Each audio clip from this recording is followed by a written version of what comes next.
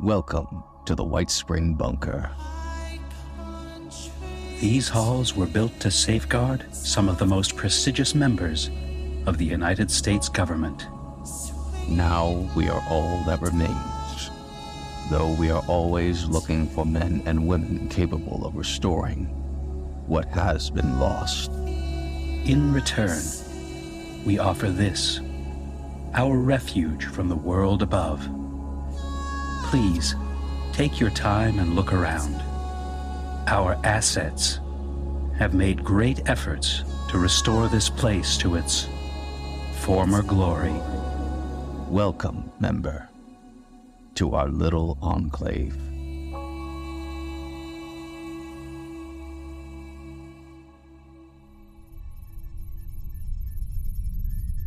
Greetings, members. As always, I am the Operative, your designated tour guide and host here at the White Spring. Dr. Lucius Alistair once fancied himself a god among men.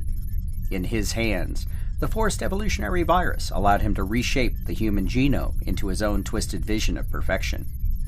Before his experiments in Vault 76, before Lilith, Lucius left a secret legacy deep within the walls of the Eastern Regional Penitentiary. Long thought lost, this Site C could contain a treasure trove of research, and could be the key to unlocking FEV's full potential. Lilith and her team prepare to investigate the old prison, so she can claim her legacy, but the PACT is hot on their trail, eager to claim those secrets for themselves. In an epic confrontation behind the old prison walls, Lilith will face off against her fiercest opponent, even as Appalachia begins tearing itself apart around them. Far to the south, Trader Red and her band of survivors find themselves trapped by the Oni. A desperate message was sent to Vault Town, and help is on the way. But will it arrive in time? The final tales of Appalachia are being told, and the future is still uncertain.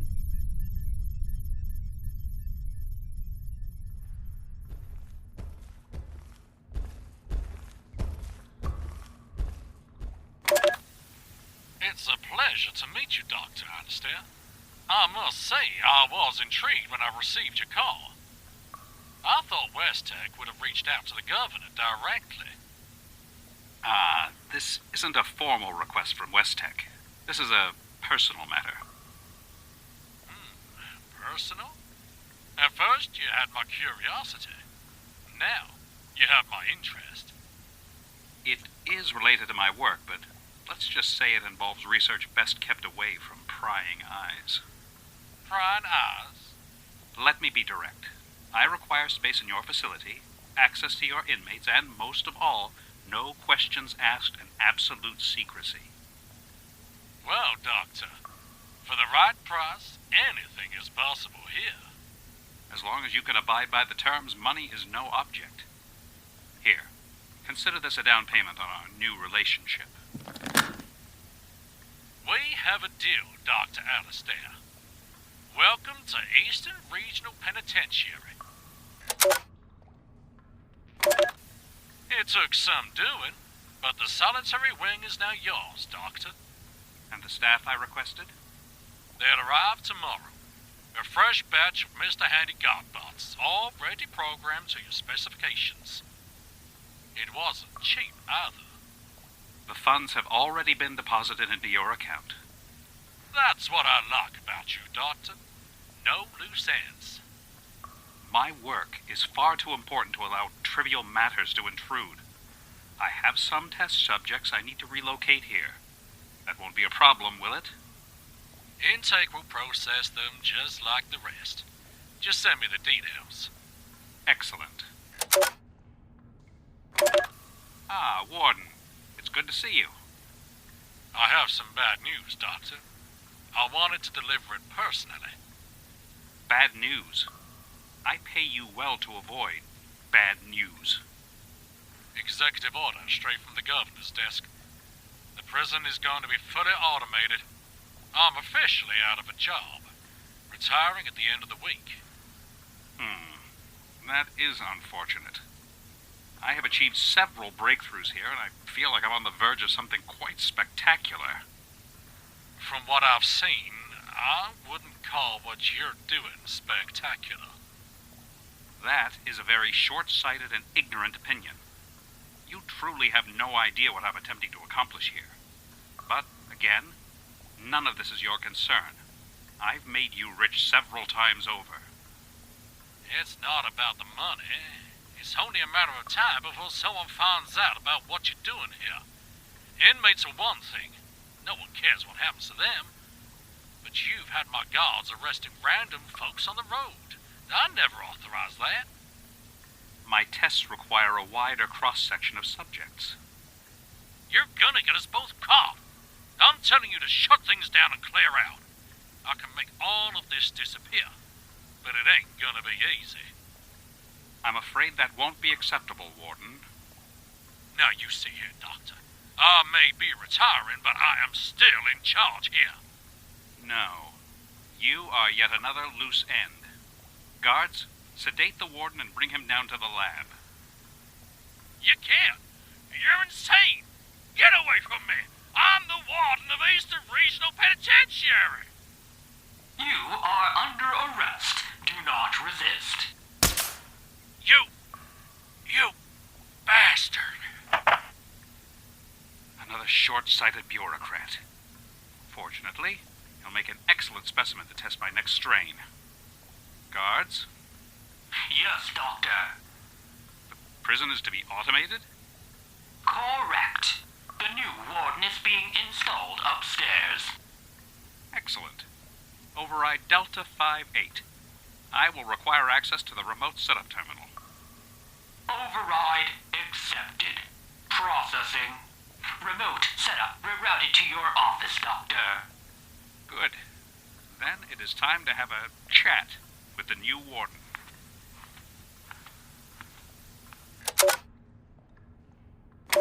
I need to return to my home lab. Per your instructions, the specimens are to be kept contained. Of course, Doctor. As the Warden of Eastern Regional Penitentiary, you can count on me. I have no doubt. Oh, one last item. I'd like to amend the guard's current arrest protocols. Standing by for revised orders, Doctor. Remove age limitations. I'm sure there are some rambunctious young children in the area who might run afoul of local ordinances. Plenty of jaywalkers out there, Doctor. Consider it done. Excellent. Until my return, I leave the prison in your capable hands.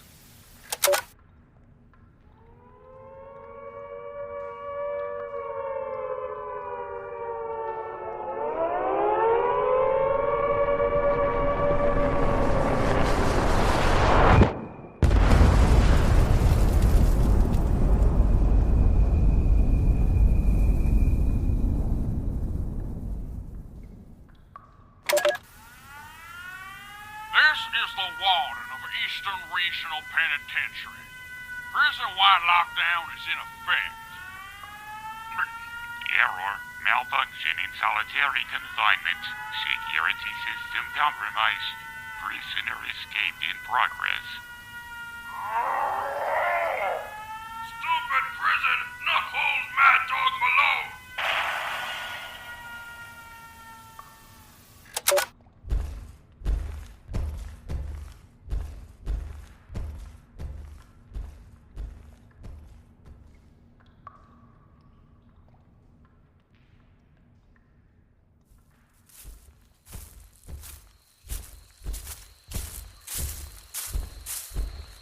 Guess we're here. Well, now what gave it away, Sullivan? The bars, the walls, or the big damn sign that says Eastern Regional Penitentiary? Hey, I was just saying. You talk too much, Sullivan. Me not mind talk. Me talk to Charlie all the time. And me like talk to Sam too. Bitter rolled his eyes and stuffed his hands into his pockets as the group stood on top of a small hill overlooking the prison complex. Lilith was a little further ahead, her hounds by her side, as she examined the building through a pair of binoculars. I wish I had known about this place sooner. I would have made it into my own little funhouse. Lilith could barely contain her excitement. Ever since she had found her father's lab underneath his old house in Berkeley Springs, she had been looking for Site C. Just the thought of all those secrets waiting for her to uncover made her giddy. and as much as she hated her father for what he had done, she adored his mind. Sick and twisted, just like me. If only he hadn't been so mean, so secretive. But he got what he deserved. Time to pick up where he left off.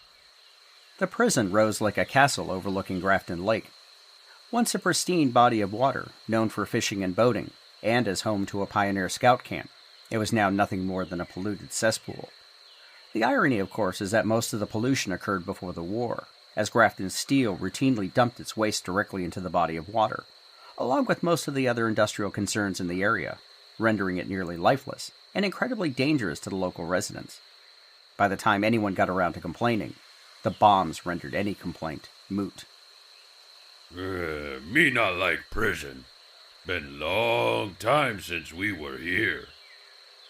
It's not that bad. 3 square meals a day, random beatings, maybe some scientific experiments on the side, right? That's not funny, Sullivan. Hey, it was kind of funny. As much as I adore your little banter, this is serious. Now, Graham, is there anything else you remember about this place? Anything at all? Now let me hear. I think of something. Well, what is it? Me remember talk to Metal Man.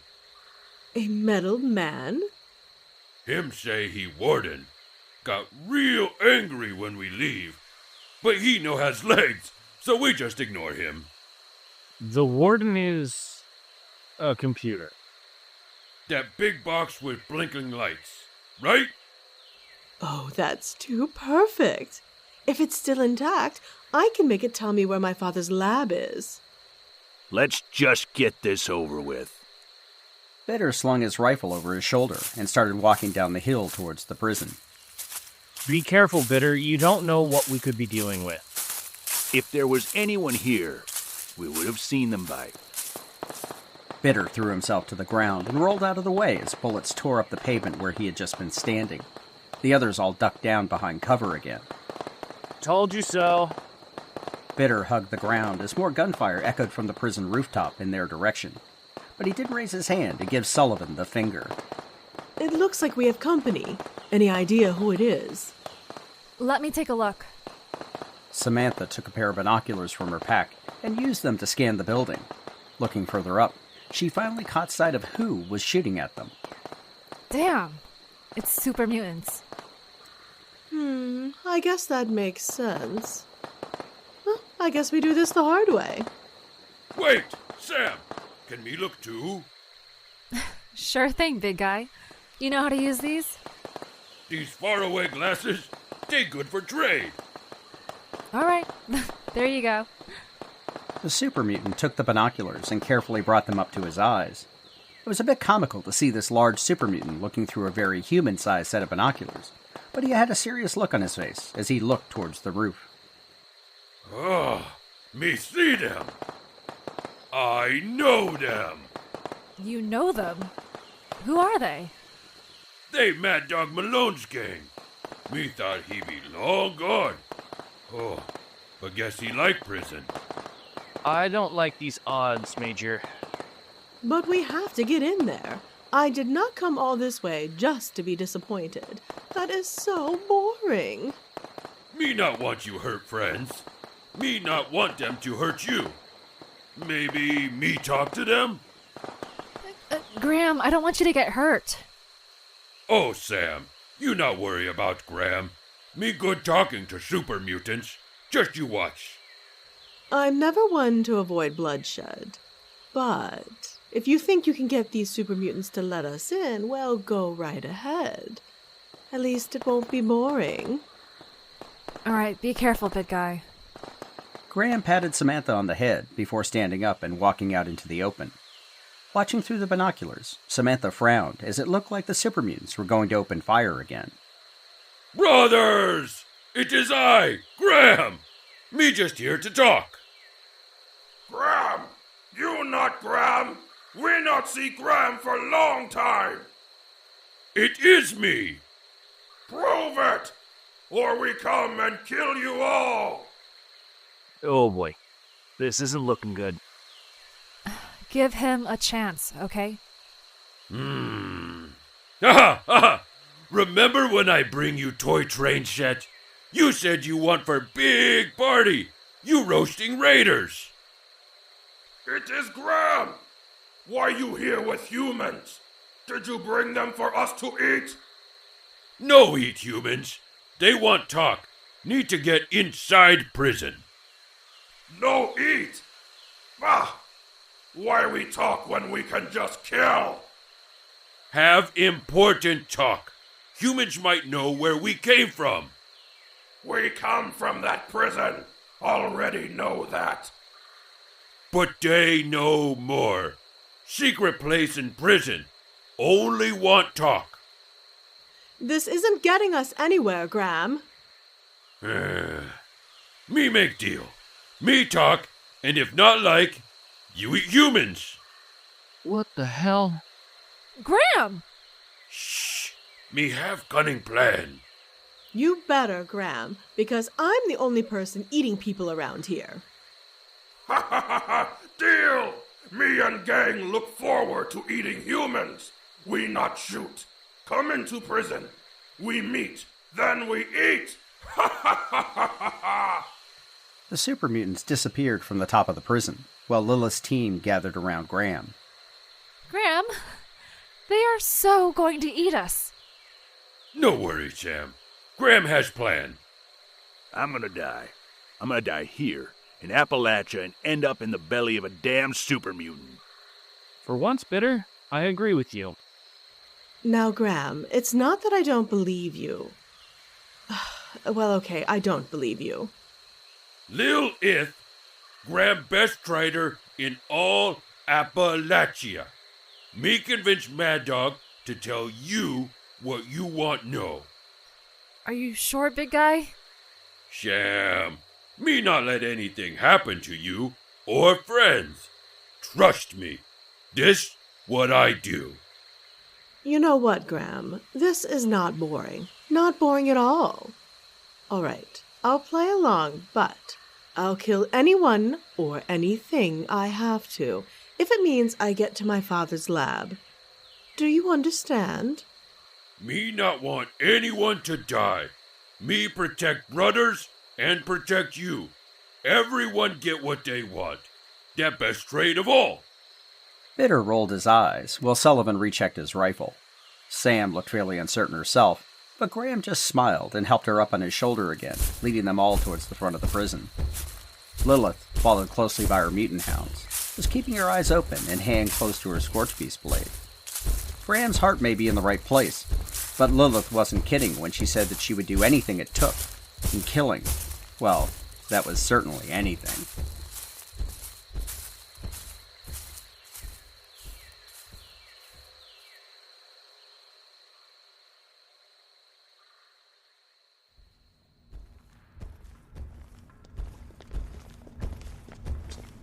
Bitter had been in his fair share of tight spots in the past, and almost died a few times along the way. Come to think of it, most of them were in present company. What the hell was I thinking? Graham had led the skeptical group to the front door of the prison, opening the heavy doors and walking into the old lobby. The years hadn't been kind, and the interior was full of debris and reeked of decay and mold. The heavy stomping of super mutant feet could be heard echoing down the hallway. I hope you're as smooth a talker as you say you are, Graham. Me know what to say. Mad Dog not bad. Just misunderstood. There's a lot riding on this big guy. I know you don't want anyone to get hurt. Me understand, Sam. Lilith stood behind the others, hand on her blade, flanked by her mutant hounds. Finally, a group of half-dozen super mutants appeared, led by an even larger one, who immediately walked up to Graham and stared down at him. Graham! Mad Dog? You bring yummy-looking humans. You sure you want talk, not just eat? It important. My friends need to search prison. They think we made here. Want to find where. Of course we made here. Not know why that important. Sick brothers are coming. They want to kill all humans. Brah! We want that too! Why care? Not just humans. They want to kill us too. Friends try to stop, but need to know more. Like how we was made. This make no sense. Better we just eat humans and be done. Graham started negotiating with Mad Dog Malone. It started with a set of Unstoppables comics, followed by an offer of a pristine Red Rocket fire truck. Then it was another train set, and Yaguai pastries, and Nuka-Cola grape. A whole case. Still hungry though. If throw in human, I say yes. Not want you to eat friends. Just one. How about nice blonde lady? She look tasty. All eyes turned to Samantha, who immediately put her foot down. I am no one's dinner. No eat, Sam. She Graham's special friend. Lilith could tell that this wasn't going to end well, and as much as she wanted to pull her blade and start cutting, she had another idea. Now, boys, as much as I enjoy a good conversation, I am getting bored, and I'm already hungry. You're the boss around here, right? I'm Mad Dog Malone, strongest super mutant. I see. Well, Mad Dog, is it? I don't think you're that strong at all. Silly lady, me break you in pieces. Well, how about a little wager, then? You know how to arm wrestle, right? Arm wrestle? Me champion! No one beat Mad Dog Malone. Good. I bet I can beat you. And when I do, we get to search the prison and keep anything we find. When you lose, we eat all of you. Deal. Deal. Are you crazy? I am not going to get eaten. Hush, Bitter. No one is going to get eaten. Lilith? You sure? This seems not good. I am not even taking a bet on this. We're all gonna die. Oh, ye of little faith. Remember who you're talking to. Now, girls, you stay right here. Mommy has a super mutant to break. Mad Dog Malone was laughing up a storm, as was his gang, as Lilith stepped forward and cracked her neck, a big smile on her face. Two of the super mutants pulled over a large oak conference table, dragging it between Lilith and Mad Dog Malone. You have guts. We can't wait to taste them. Big talk, doggy. You sure you want to make him mad, Major? The madder, the better. Now, stand back. Lilith pantomimed blowing a kiss to Mad Dog before leaning down and putting her arm on the table. Me gonna enjoy tearing your scrawny little arm off, silly lady! Mad Dog Malone, all 9 feet of him, leaned down and put his elbow against the wooden tabletop. It would have been comical if there weren't lives on the line. Ready, little doggy? Me ready. Go! Mad Dog expected to crush Lilith's hand and leave her begging for mercy, but when he pulled, he met resistance just as strong as his own. Not that Lilith wasn't straining as well, but despite minor movements in either direction, Mad Dog wasn't winning. Immediately, both the humans and super mutants erupted, realizing they were going to get an actual match, not just watching Mad Dog turn his opponent into paste. Lilith smiled and gritted her teeth as she finally got to display her true strength. The veins popped out on her arm as she applied more and more pressure, followed by Mad Dog doing the same. The super mutant was surprised, no, shocked, that a mere human could hold her own, and the longer it went on, the more his gang cheered, the more the humans cheered, and the angrier he got.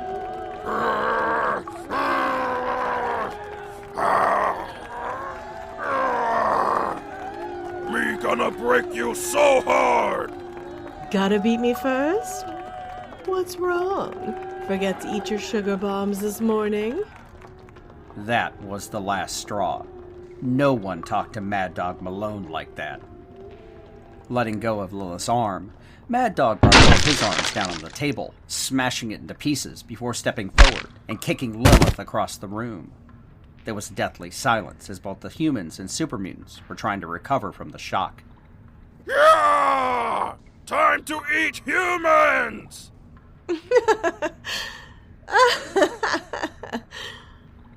All eyes turned to the back wall, where Lilith slowly got up, wiped the blood from her lip, and faced Mad Dog Malone. Huh? You not alive? That's impossible! We had a deal, doggy. I'd say you forfeited. What forfeit mean? It mean you lost. A deal is deal. I no lost, you cheat! I don't cheat. Not my fault you can't take a joke. But like Graham said, a deal is a deal. Mad Dog looked at his gang, then Lilith, before striding forward and grabbed Lilith by the throat, slamming her against the wall. No one make fool of Mad Dog Malone! Wait, what that smell? Mad Dog leaned in and sniffed Lilith, then licked the side of her face. Gross. You didn't even say please. Why you smell like super mutant? You are human! Put me down, and I'll tell you. Okay. Mad Dog dropped Lilith, who rubbed the sides of her neck before giving the super mutant another smile. I'm not human. Well, not most of me anyway. See? I'm just like you. On the inside. You super mutant? Think of me as an upgrade. See, my dear old dad loved to play with FEV. The same stuff that made you, in fact. I think my dad made you. Made all of you. Made us? His little experiment. It's why you're still Mad Dog Malone, and he's still Graham. You're special, like I'm special. Me think you strange lady. What you really want? I'm pretty sure my dad had his own special little lab here. I want to find out what he was doing. That's all. Prison only good for sleep and eat. Metal man and stupid robots make too much noise. Well, then, I think that's the best place to start. I would just love to talk to that metal man. Maybe he can point me in the right direction. Suit self can take you to Metal Man, but no promise he tell you what you want to know. Oh, don't worry about that. I can be very persuasive. She means she can talk good, too. Me no. Me not dumbest super mutant. Me strongest. Well then, Mad Dog, why don't you lead the way? With that, Mad Dog nodded and turned, leading them all towards the administrative wing of the prison, while Sullivan and Bitter exchanged worried looks. Sure, Graham and even Maul and his crew were just fine to get along with, but Mad Dog and his gang? Just because they hadn't eaten them yet, didn't mean it wasn't still in the cards. Graham walked hand in hand with Samantha down the hallway, and deep in the recesses of the super mutant trader, old memories started to stir, and he began to feel increasingly uneasy. Whatever they might find, Graham wasn't sure he was ready to face the past.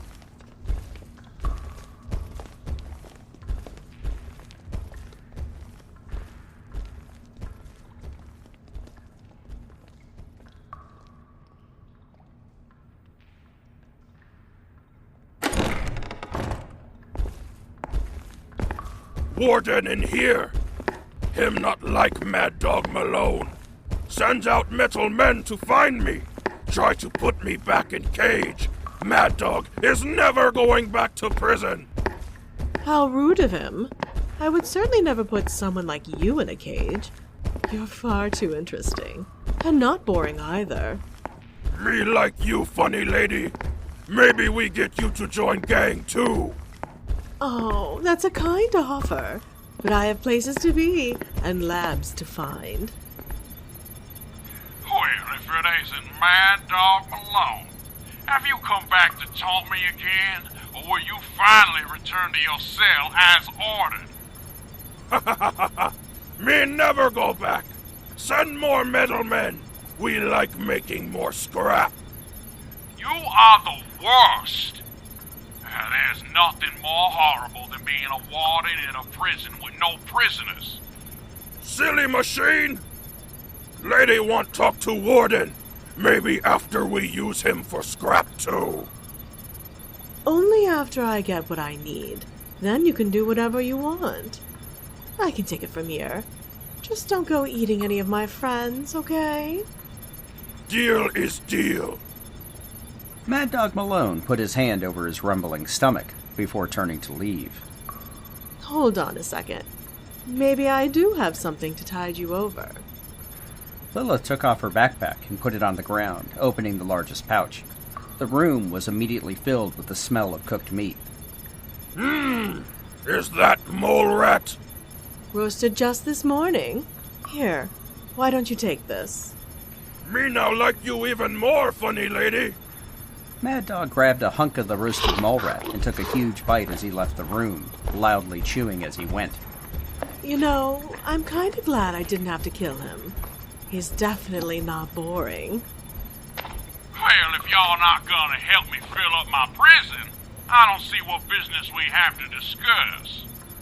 Oh, we have plenty to talk about. And what might that be? Dr. Lucius Alistair. I have no idea who that is. Then how about the secret lab underneath the prison? Secret lab? There's a state-run penitentiary, little lady. Something like that would violate several prison regulations. That's not very helpful. I think you know more than you're telling me. It's too bad you're not a person, because I just start cutting off your fingers until you tell me what I want to know. Now you see here, I am the warden of this fine institution of incarceration, and I will not be spoken to like that. My. What we have here is a failure to communicate.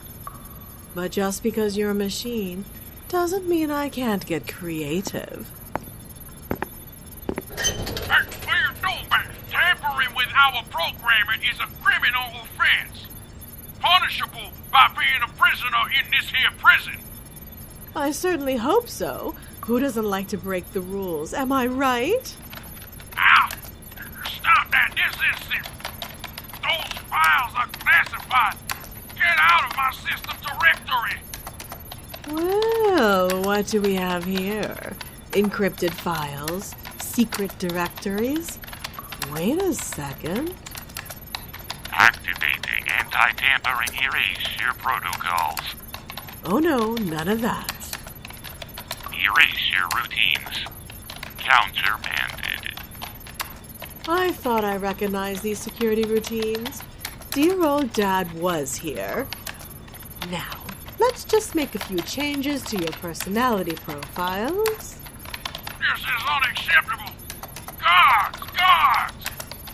Oh, this is fun. These pesky little inhibitors can be deleted. And these subroutines, personality matrix is far too stubborn. I'll just tweak it here, here, and here. Guards!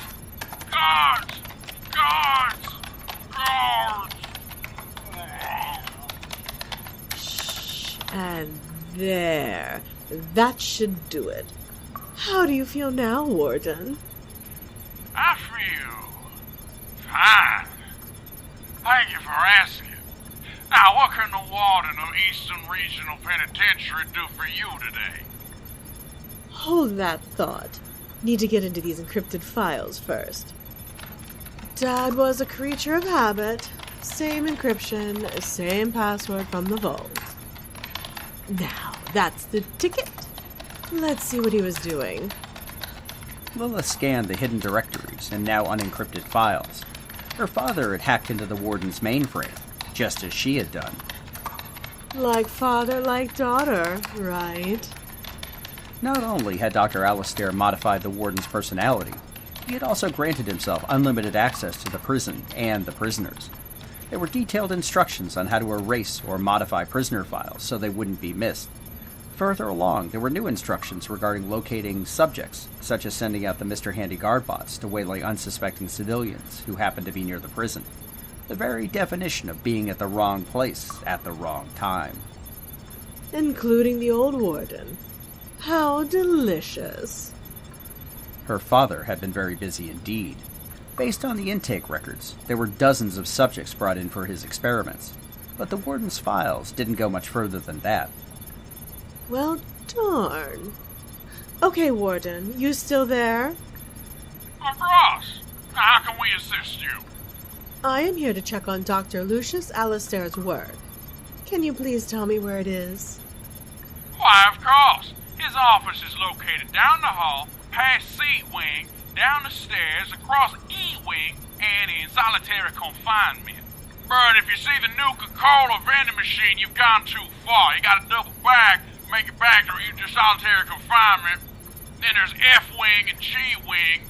You want to stay away from those. They're still under construction. But you can't miss it. It's got a big sign up there and everything. Oh, goody. You know, Mr. Warden, you have been most helpful. Maybe I'll ask Mad Dog not to tear your circuits out. That sounds like a very reasonable request. Please do enjoy your visit to Eastern Regional Penitentiary. Lilith downloaded the hidden files onto a holotape, then left the warden's mainframe. She was giddy as a schoolgirl and ravenous as a Wendigo. She was finally going to get into her father's secret lab at long last. Skipping down the stairs back to where the others were waiting, she overheard some kind of commotion. They better not be eating Sullivan. That would make me very upset. Lilith picked up the pace, hitting the landing with both feet and turning the corner, only to find everyone gathered around the remains of the conference table. 4 of a kind. Read 'em and weep. Lucky human, you take all our caps. Don't be sore, you lost fair and square. Me not mad, me want to see if bitter human wants join gang. Mad Dog could use poker cheat. You know, I don't know if that makes me happy or scared.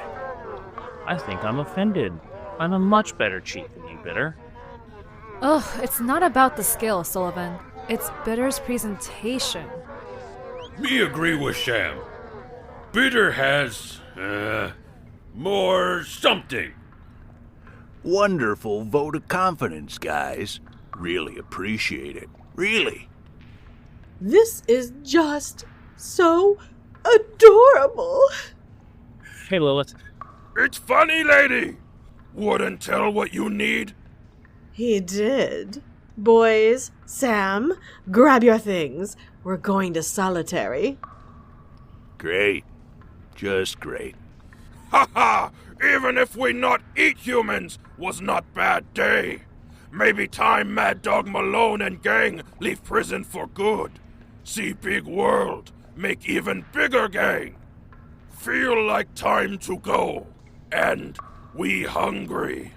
Better we leave, so not tempted to eat new friends. Are you sure you need to go? We could use all the help we can get. Me not make decision on empty belly. We'll think after get food for gang.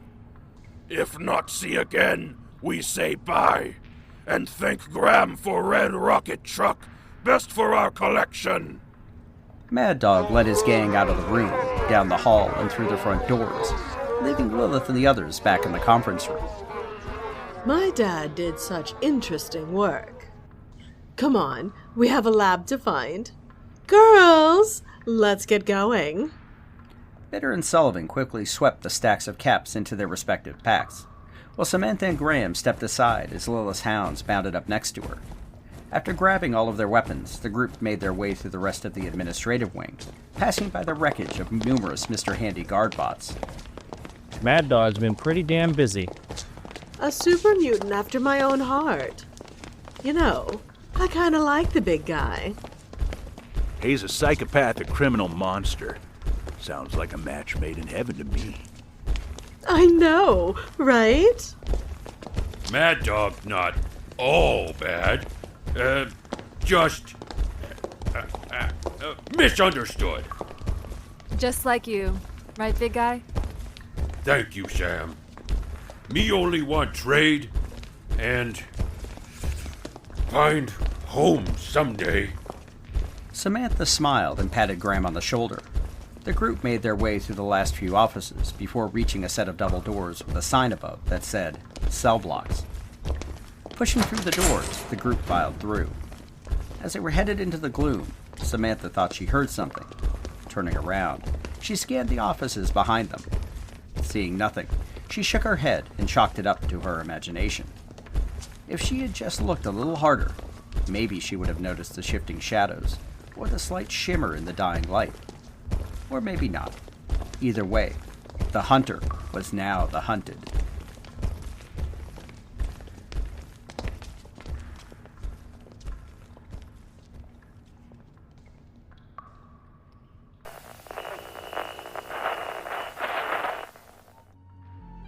Hi, I'm Aaron. And I'm Ariel. And we're the hosts of the Legend of Zelda Lorecast, a podcast about all things Legend of Zelda, from Errol to Zora, and all the fun things in between. If you're ready to dive deep and learn more about the Legend of Zelda lore and everything surrounding it, come join us on the Legend of Zelda Lorecast. You can find us on Apple iTunes, Spotify, Google, or wherever else you get your podcasts. We hope to see you soon.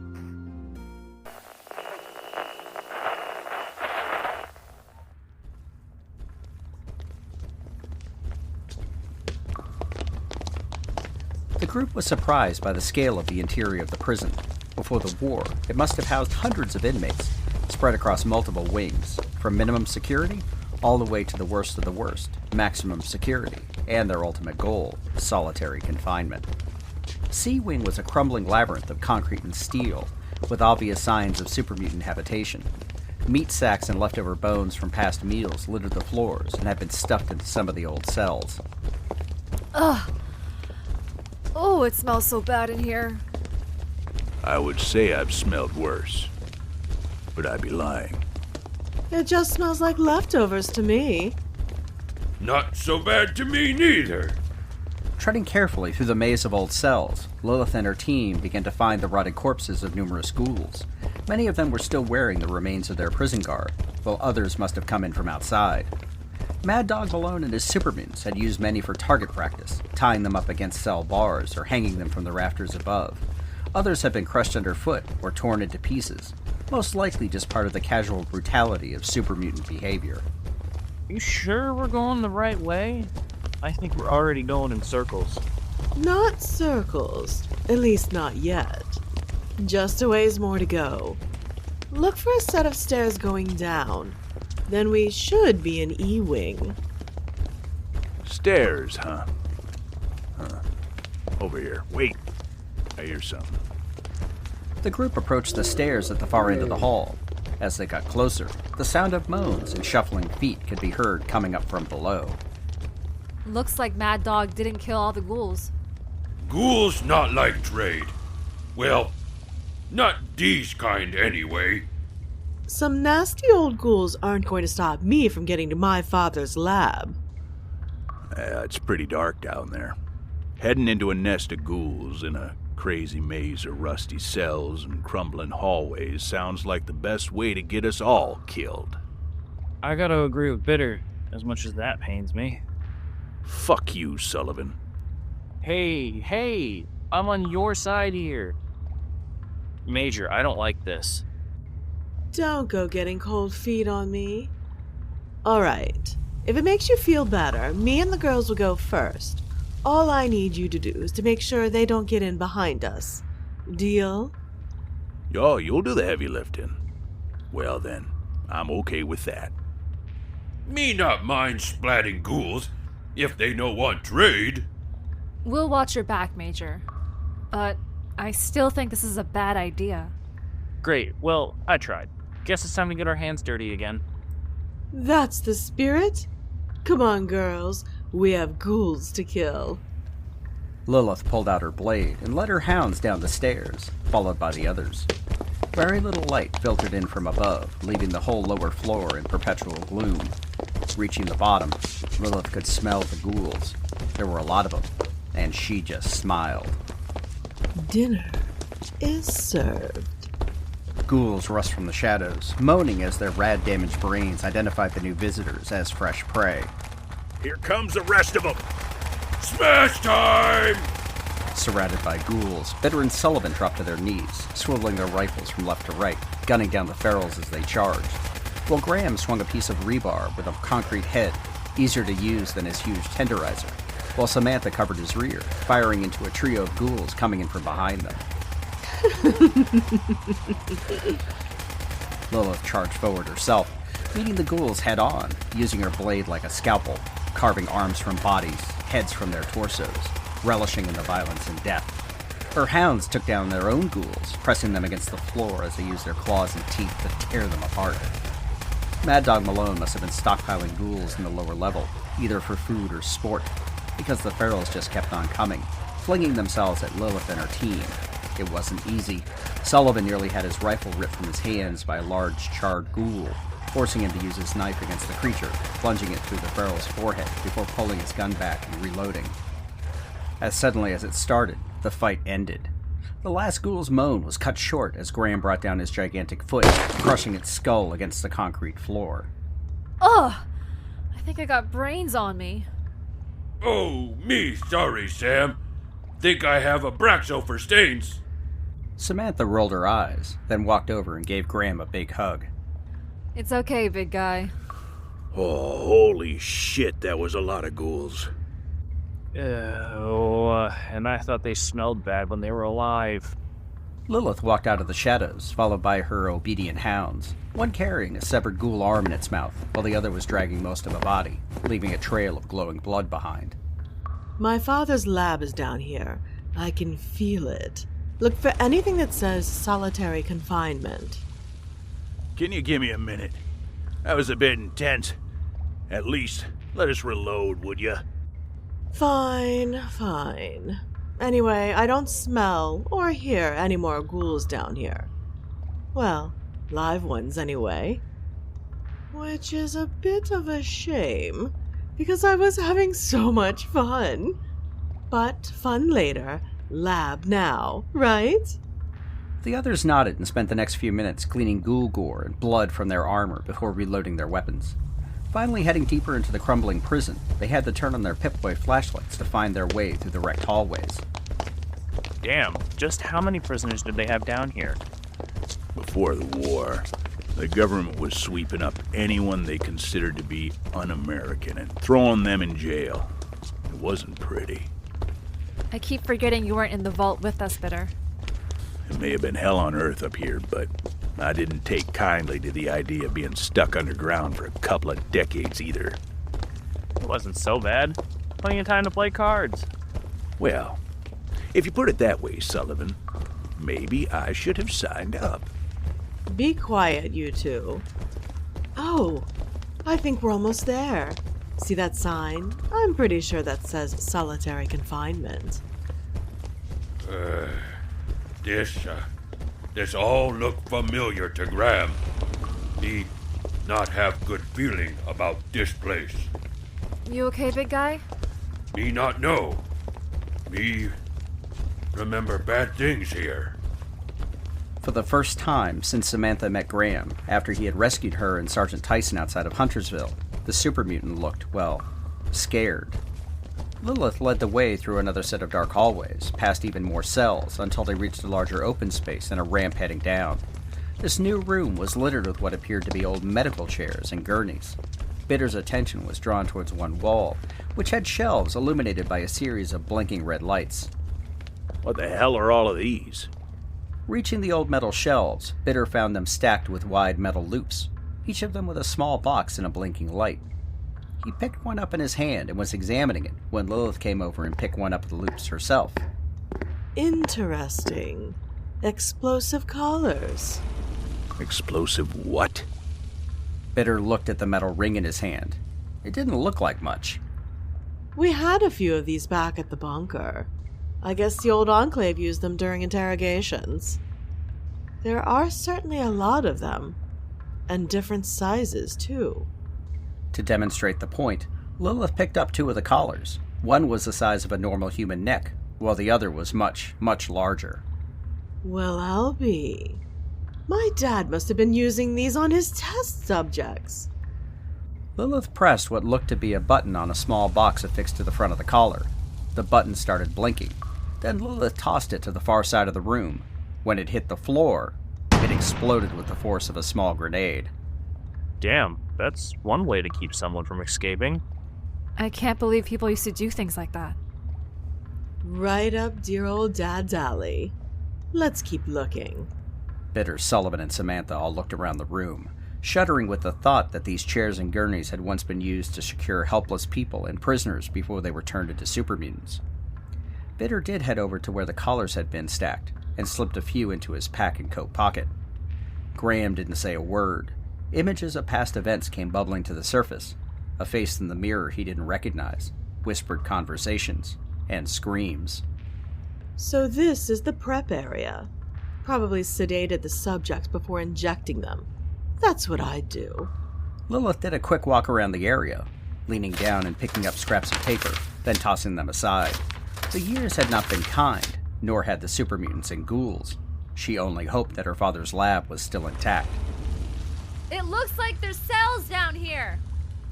Samantha called up from the bottom of the concrete ramp. The others quickly joined her, with Graham trailing behind, warily looking over his shoulder. Ooh, this looks promising. Sure enough, they found themselves in a long corridor flanked with concrete cells with plexiglass fronts. Almost all of them had been broken open, most from the inside, leaving plastic shards and other debris piled against the walls. There were also broken security cameras and the remains of several guard handybots, left in several pieces on the floor. As the group walked down the hall, they looked into the cells. Each one was approximately 10 by 10, containing a large cot but little else. Lilith could identify sensors embedded in the walls, probably used to keep track of the vitals of each subject. I'm impressed. Dad didn't do things halfway. What it must have been like, having all of this to himself? No wonder he was able to make so much progress. It's just god-awful, if you ask me. This is just sick. Sick, I tell you. Don't be a party pooper, Bitter. It's called science. More like an abomination. Hey, I think I found the control room. Looks all automated to me, no chairs or anything. Couple of destroyed handybots, though. Lilith came running, while her hound sniffed through the debris and chewed on pieces of old bone left scattered about. Oh, please, oh, please, oh, please, tell me the equipment is still intact. Sorry to disappoint, somebody smashed all the terminals. Who? Just look at this mess. I'm not going to be able to salvage anything. It did appear that someone had taken a sledgehammer to the entire room. It didn't take Lilith any time at all to guess it had been the former prisoners. Hey, I found something. This had better be good. I did not come all of this way just for some boring old junk. Leaving the destroyed control room, Lilith and the others walked down to the end of the hallway and found Bitter standing in front of 2 large metal doors. The exterior showed signs of damage, like someone had tried to break in, but the doors had held. Damn, those are some thick doors. But it's a dead end. I don't see any way to open them. Let me take a look. Dad was clever. Very clever. He was good at hiding things, but I'm better at finding them. Lilith wrapped her knuckles against the doors before stepping over to the side, carefully examining the concrete wall. It didn't take long for her to find what she was looking for. Like I said, I'm the best. Lilith pressed her hand against the wall and revealed a hidden panel. Inside was a small keyboard and screen, asking for the entry password. Well, good luck trying to guess that one. Oh, ye of little faith. I'm still my father's daughter. Lilith put her hands on the keyboard and thought for a moment. And then she started typing. You know that password could be anything, right? The words had barely left Sullivan's mouth when they all heard a click and the doors began to open. There. It was a little harder this time, My dad's date of birth multiplied by my mom's, divided by pi to 5 places, using alphabetic substitution. Why didn't I think of that? They all stood back as the interior was revealed. As their Pip-Boy flashlights reached into the gloom, Lilith's mouth opened into the widest smile. Jackpot. This was Site C. The lights played over rows of high-tech medical equipment, centrifuges, racks of glass cylinders and tubes, along with multiple terminals and a large mainframe that spanned the whole back of the wall. There were also several refrigerators along one side, and everything was connected to a small fusion generator, providing power to the entire laboratory. As Lilith stepped inside, she could imagine her father hunched over his research, preparing new varieties of FEV to test on his subjects locked in the cells outside. Bitter and Sullivan followed, swinging their lights from left to right, revealing even more equipment, along with filing cabinets. Wow. I never expected anything like this. Come on, Graham, let's take a look. No, Sam. Me not go in there again. Cannot go.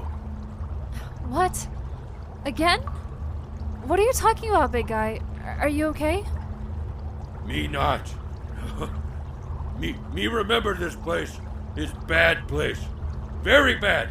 Graham not go in. Cannot. Graham was shaking and looked terrified. It's okay. I promise. You don't have to go in there. We can stay out here, where it's safe. Okay? Oh, okay, Sam.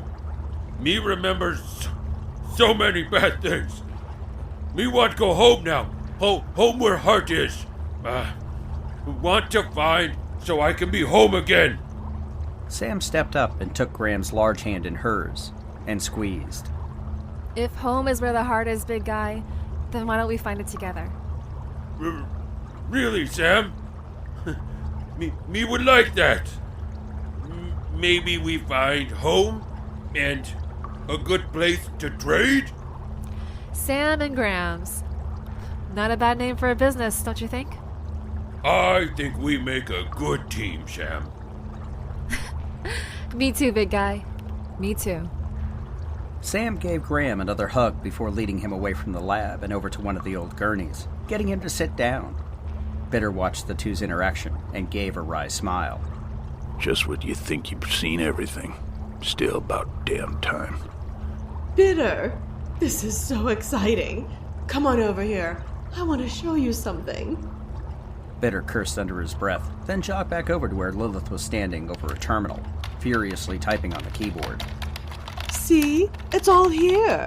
Looks like dear old Dad kept copious notes, and all his samples. Well, except for what he kept for himself. But this is exactly what I needed. Those dunderheads at West Tech had nothing on my father. Whatever you say, Lilith. Can we just grab what you need so we can get out of here? We just got here. Just look around for anything interesting, but don't touch. Not unless you want to end up like Grandma over there. Bitter cursed again and left Lilith to her own devices before heading over to one of the filing cabinets. He opened one of the drawers and started to pick out files to skim through. At least paper never killed anybody, right? There's always a first time, Bitter. Fuck you, Sullivan. Sullivan laughed and opened his own filing cabinet. As the group continued their search of the lab, the shadows in the corridors started to move, closing in on their prey.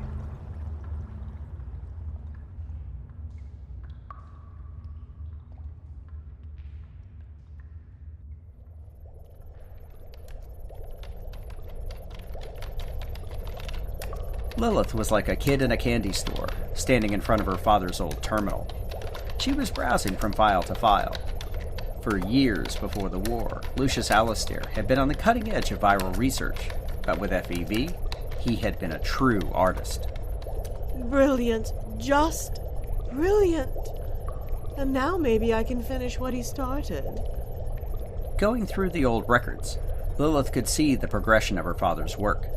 He had started with very basic forms of the virus, infecting small animals, then slowly manipulating the DNA to create new variants. It was clear that he quickly became impatient with even the most liberal West Tech policies towards what might be considered unethical research. His requests to move to human trials were either denied or delayed, so he decided to take matters into his own hands. Oh, how quaint. Dear old Dad left his audio logs. This ought to be interesting. Let's see now. Project log number... well, let's just say 1, shall we? My research has far outstripped those fools at West Tech, and I believe I'm being monitored. By whom, I have no idea. It has become difficult to know whom to trust. I'm beginning to suspect that Dr. Trillian has some ulterior motive in her desire for a relationship with me. While she is somewhat attractive and quite vigorous, my work is much too important to allow the continued distraction. It wasn't easy transferring my original subjects to the prison. It cost quite a substantial sum, both to the local police and the warden himself, to ensure complete secrecy. It was unfortunate that one of the drivers took it upon himself to investigate his cargo. While I do abhor violence, I nevertheless did what was necessary. In the future, I shall rely upon the handybots. I am excited for the prospects of what we can accomplish here, without anyone to interfere with our work. Looks like Dad wasn't afraid to get his hands dirty. Really dirty. Looks like some of these logs are corrupted. Darn. Let's find the next intact one.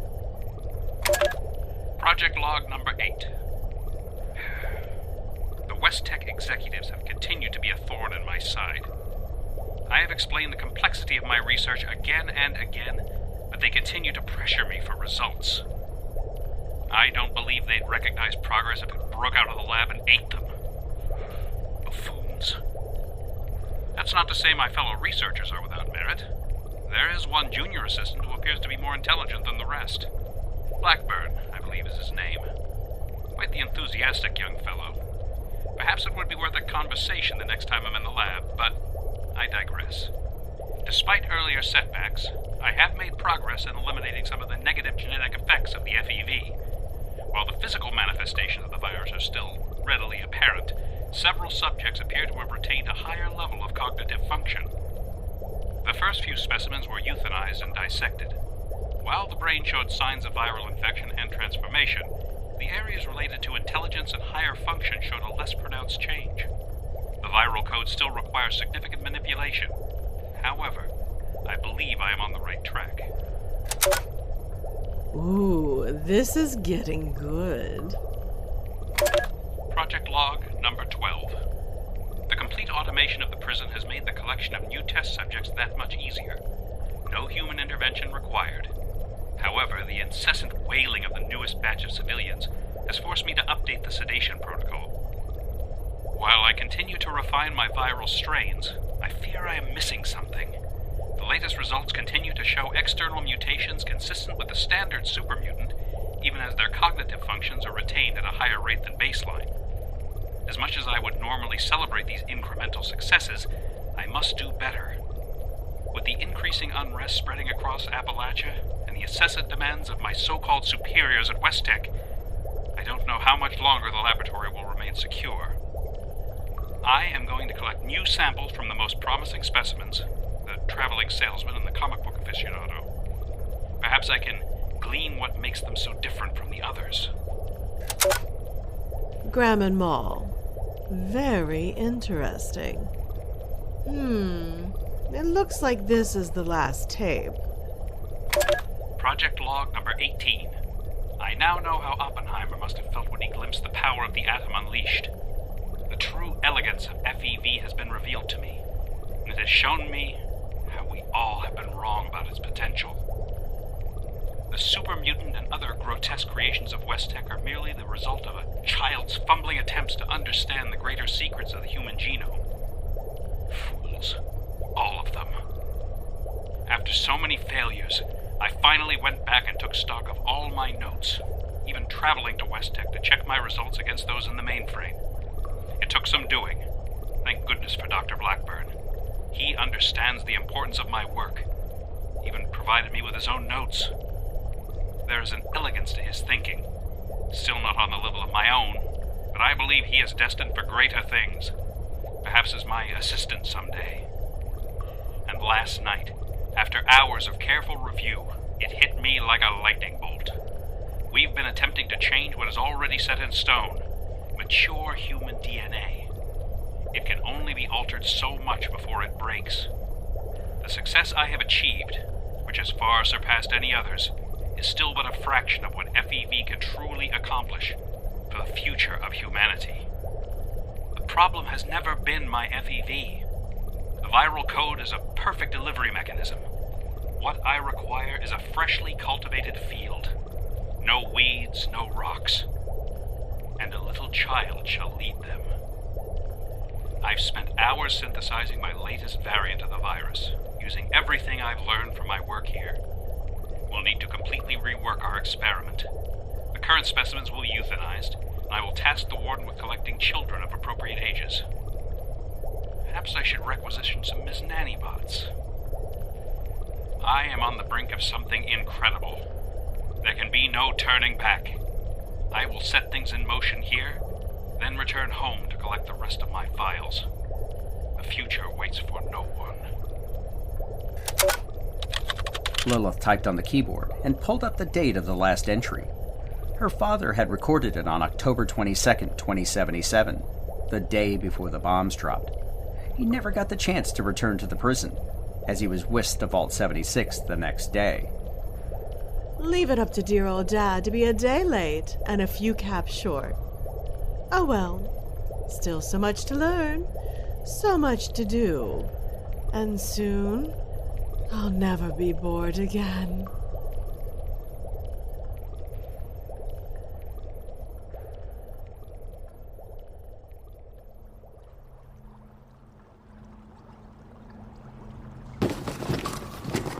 While Lilith was fully engrossed in reviewing her father's lab notes and holotapes, Bitter and Sullivan busied themselves going through the innumerable filing cabinets and boxes filled with notebooks and medical charts. Wow, Lilith's dad was something else. Certifiably insane, if you ask me. Have you read any of this stuff? It's all Greek to me. Medical mumbo-jumbo. Well, the apple didn't fall far from the tree, Sullivan. He was kidnapping people off the street and injecting them with God knows what to create those big green sons of bitches. I ain't saying it was right. But what am I supposed to do about it? All I want to do is get out of here in one piece. If that means grabbing a bunch of old notes and crap, well, that's a damn small price to pay. Just what do you think Lilith is gonna do with all of this? That's above my pay grade, Bitter. You know that? We aren't getting paid to ask questions, right? If I recall, we ain't getting paid at all. Taters, Tatoes, Bitter. All I want to do is get to the next poker game so I can clean you out again. Then you got a long wait in front of you. As soon as we get out of here, I'm gone. Gonna cross the Ohio and never look back. Gotta be plenty of folks willing to pay top caps for an extra gun. And hanging around here is damn near suicide anyway. That hurts, Bitter. Sullivan, learned a long time ago that the truth hurts. Wish I'd never followed those rumors of gold in the first place. If Appalachia ain't cursed, it might as well be. You know, 2 guns get paid a hell of a lot more than just 1. Why don't you come with me? You ain't a soldier, 'cause you sure as hell don't like being told what to do. And what? Give up all this? Fuck you, Sullivan. Just think about it, okay? All right. I will, but first we need to go through the rest of these boxes. Oh, can't be done soon enough. Damn it. I'm gonna start moving these out in the hallway. God help us trying to get all this upstairs. That's what Graham is for, right? He could probably carry half the lab out of here on his back. Yeah. Hey, where is the big guy anyway? All this got him spooked. Not that I can blame him. Can't even imagine coming back to the place that got you all mutated and such. Sam is keeping him company out the cell block. Ain't happened to me, and this place got me spooked all the same. Guess I better check on him. Sullivan shrugged and went back to rummaging through the boxes. What he hadn't told Bitter was that he well and truly understood what he was reading, and it scared the hell out of him. Well, he'd come to accept that being the right hand of the devil was better than being in his crosshairs. Bitter's offer was mighty tempting. It gave him something to think about, and that something was a real future. Bitter picked up one of the boxes and lifted it onto his shoulder before walking out of the lab and into the cell block. He spotted Samantha handing Graham her trusty Vault 76 canteen, while the big green guy managed to smile through an otherwise very worried expression on his face. He was in the middle of raising his hand to get their attention when he caught a glimpse of something out of the corner of his eye. What the hell? The figure seemed to materialize out of nowhere, emerging from the shadows of the cell block with a rifle in its hand, pointed directly at him. Perhaps it was his wasteland reflexes, or just being around Lilith for too long, but he was moving even before he saw the muzzle flash. The bullets ripped through where he had been, shredding the box of papers he'd been carrying, exploding them like confetti. It echoed loudly in the prison hallways. Throwing himself to the side, Bitter reached for his sidearm, only to see 3 more figures come out of nowhere, firing as they moved forward with a synchronized precision. Bitter's luck ran out as he staggered from the impact of multiple bullets, most caught by his armor, one tearing through his shoulder, while another clipped his right side, but he was still able to raise his pistol and squeeze the trigger. Before hitting the floor, Bitter saw Graham and Samantha burst from the cell into the hallway, causing the intruders to shift their fire, peppering the big super mutant with rifle fire, and dodging his swinging fist with an almost unnatural speed. Samantha ran to Bitter, firing wildly as she went, grabbing him by the arm and dragging him with her, leaving a trail of blood behind, while Graham roared again, using his body as a shield. Move, Bitter, move! Gritting his teeth, Bitter ignored the pain and managed to get his feet moving again. But not even Graham could stop all the gunfire, and Samantha caught a round in her leg, nearly knocking her over. Time seemed to slow for them both as they struggled to get to the doors, even as Graham started running towards them. It didn't take a rocket scientist to see that they weren't going to make it, so Bitter pushed Sam as hard as he could in the direction of the double doors, spinning himself around and firing again at the advancing figures. Graham! Get Sam into the lab! Go, go, go! As the big super mutant moved, it was impossible to read the expression on his face. He flashed past Bitter, who managed to reload and fire again, before picking up Sam in his arms and passing through the thick metal doors. Bitter cursed under his breath before turning his pistol on the control terminal, blowing out the keyboard and screen, only exhaling when he saw the doors close with a pneumatic hiss slamming shut. He nearly whooped in triumph when he felt someone behind him, turning only far enough to see the butt of a rifle, that then nothing but blackness.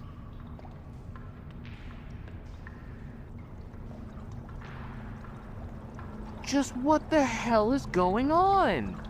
Sullivan was holding his rifle, looking down at Samantha, who was just picking herself up off the floor, wincing as she put her hand down over the bullet wound in her leg.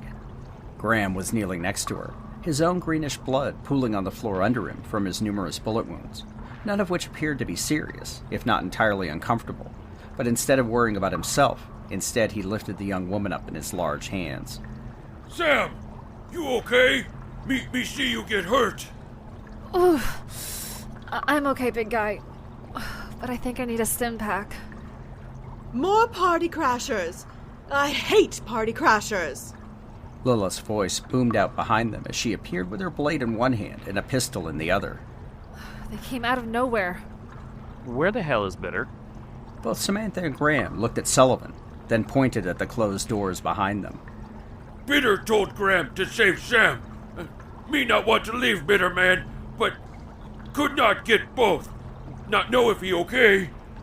Sullivan cursed, then reached into his pack for bandages and a stim pack before going to help Samantha. Lilith was staring at the door, her knuckles turning white from gripping her blade. She had a look in her eyes that would have struck fear in even the most hardened wastelander. When she finally spoke, it was with an even tone that perhaps was even more terrifying. Party crashers in my father's lab, and I promised Val that no one would get hurt. This is entirely unacceptable, and I will not allow anyone to take what is mine, or make me a liar either. We got a stim pack in Sam, but what do you want to do with Graham? That's a lot of green blood. Can I stim pack him too? Yeah, we need to help him. No stim packs. FEV doesn't like it. Not one bit. Come here, Graham. Let me take a look. Rising on unsteady feet, the super mutant trader groaned as Lilith checked his wounds. She could see that his healing factor had already started to kick in, slowing, then stopping the flow of blood. Dear old Dad did good work. You'll be good as new in no time. Thank you, Lilith. But what do we do now? Bad men have bitter. Guess we're okay. Those doors are gonna be a bitch to get through, though. We can't just leave Bitter out there, can we? And who attacked us? Greys. Val told me all about them, and I fought them at AVR Medical, though I didn't know who they were at the time. They killed Malgus, too, and hand soldiers like me, but not like me. They smell funny, like Shadow. Great. Just great. We're gonna get killed by super soldiers. Now, Sullivan, you're not going to die. At least not yet. And not by them. Val said the PACT knew about my father, wanted to get their hands on him. Which means they want to get in here. Which also means I think we'll be hearing from them shortly. What do you mean, Lilith? As almost if on cue, the intercom crackled to life. I hope y'all can hear me in there. Lilith just smiled and walked over to the wall unit and toggled the switch. I don't recall ordering takeout. I think you have the wrong prison. That's about the response I expected, Lilith.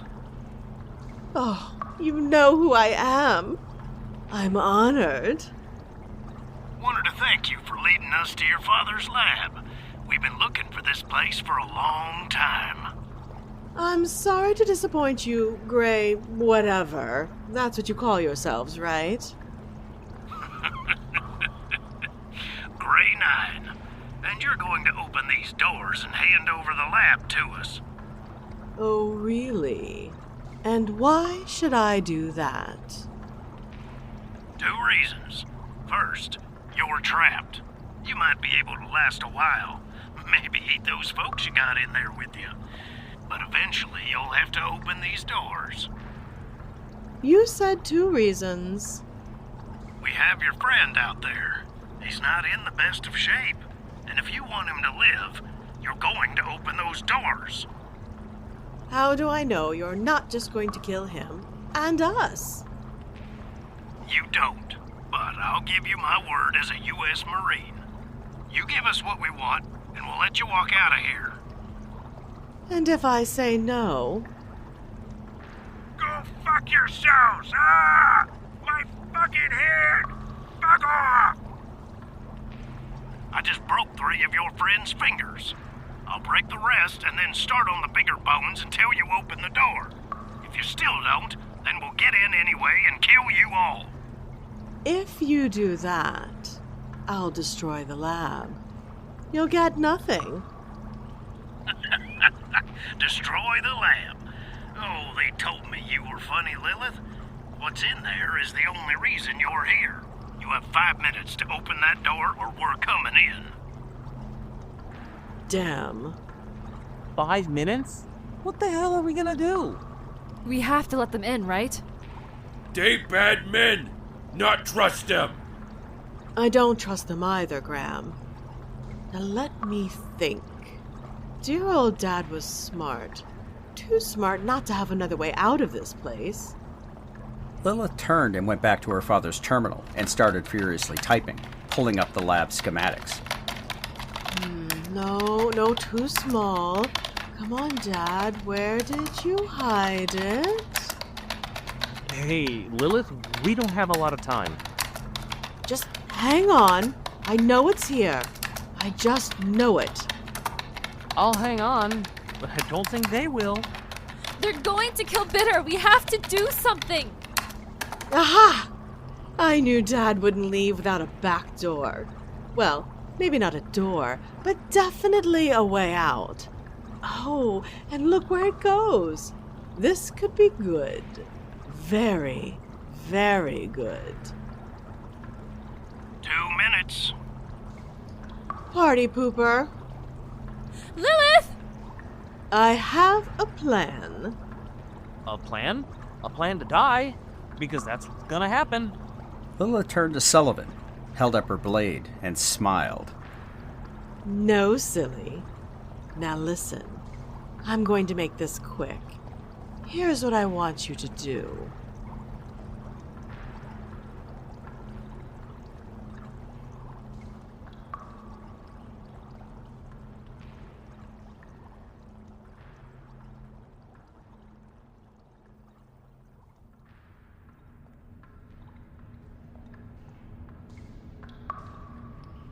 Goddamn fucking stupid fucking goddamn motherfucker.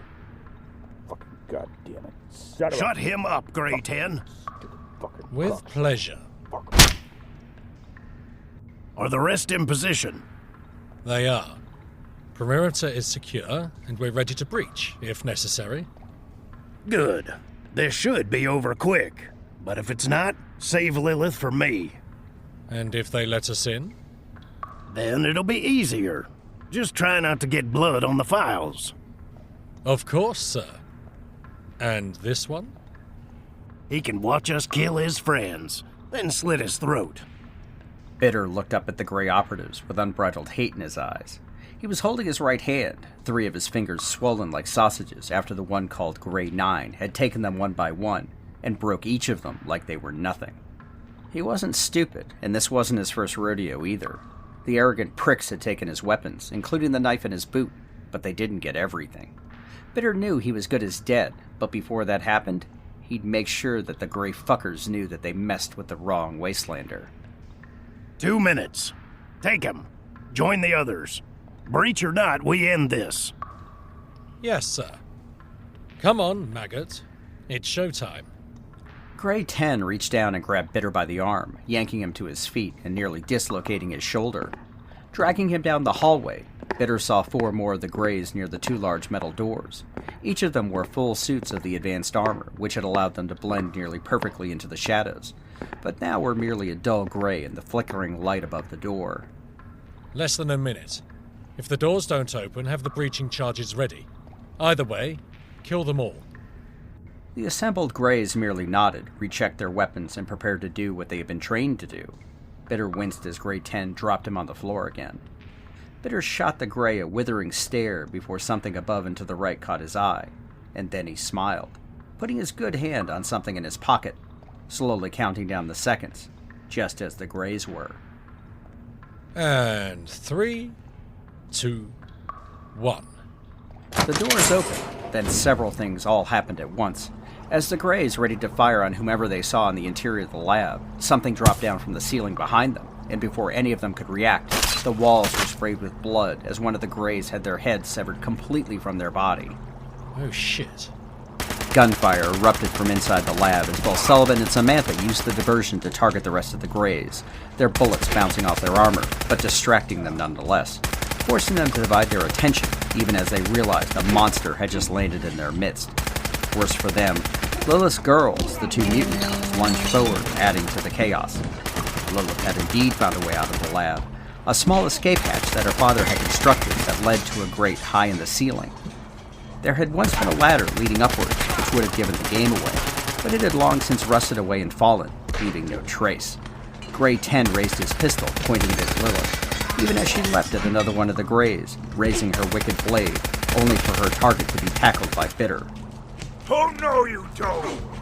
Only momentarily knocked off balance, Grey 10 swatted Bitter aside, turning his pistol on the wounded man, ready to put him out of his misery. Bitter just looked up and smiled. Gotcha. Grey 10 looked confused, then saw a metal band around his forearm, and the blinking light. What?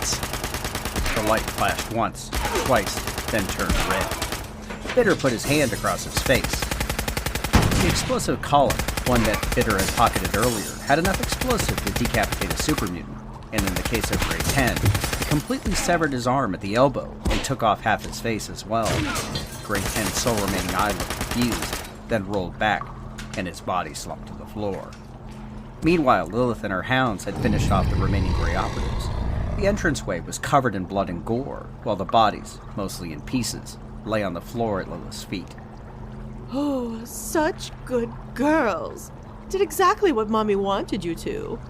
We'll eat well tonight. Samantha and Sullivan came running from the lab, closely followed by Graham. Bitter! Oh my god, are you okay? Bitter lay crumpled on the floor, his coat torn and bloody from the explosion. But when Sam turned him over, he was still breathing, and had a weary smile on his face. I never bluff, but I do cheat, like hell. Well, I could have told them that. Just shut the hell up, Sullivan.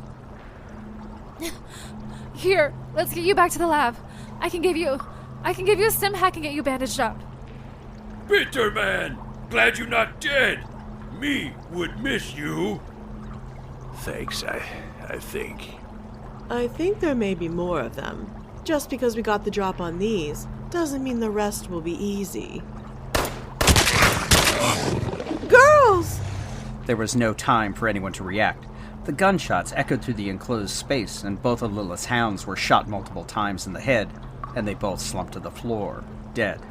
Before Lilith could move, she was shot, taking a bullet in the side and through the shoulder. Sullivan was raising his rifle when he was struck by more shots, cracking his armor and sending him sprawling to the floor.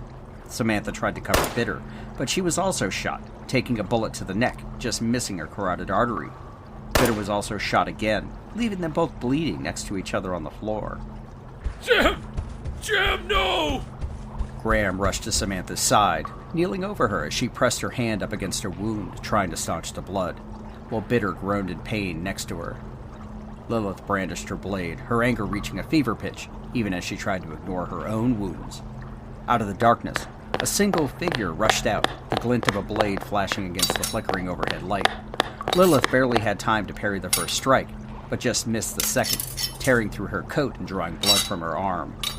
Caught by surprise, Lilith was put on her back foot, while her opponent pressed their attack, slashing at her midriff, cutting through the cloth and skittering across her armored chestplate. She tried to get a good look at whom she was fighting, but the speed kept her off balance and focused on survival, not identification. Lilith quickly realized she needed some breathing room and parried the next thrust, then kicked forward with her leg, finally connecting and staggering her opponent, allowing her to take several steps back into the foyer of the lab.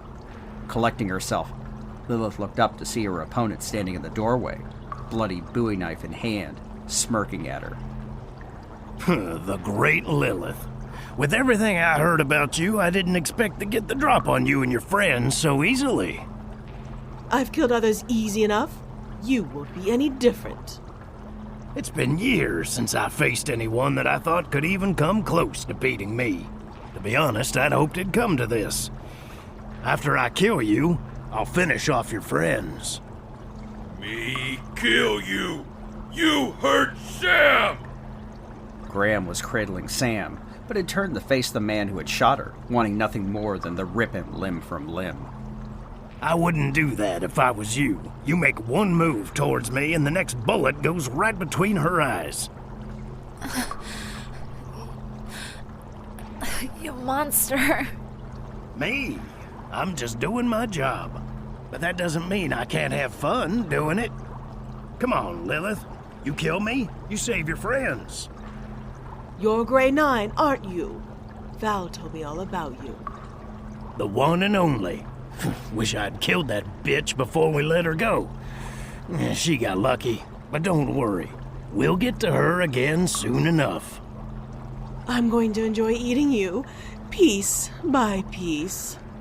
Grey 9 just smiled and lowered himself into a fighting stance.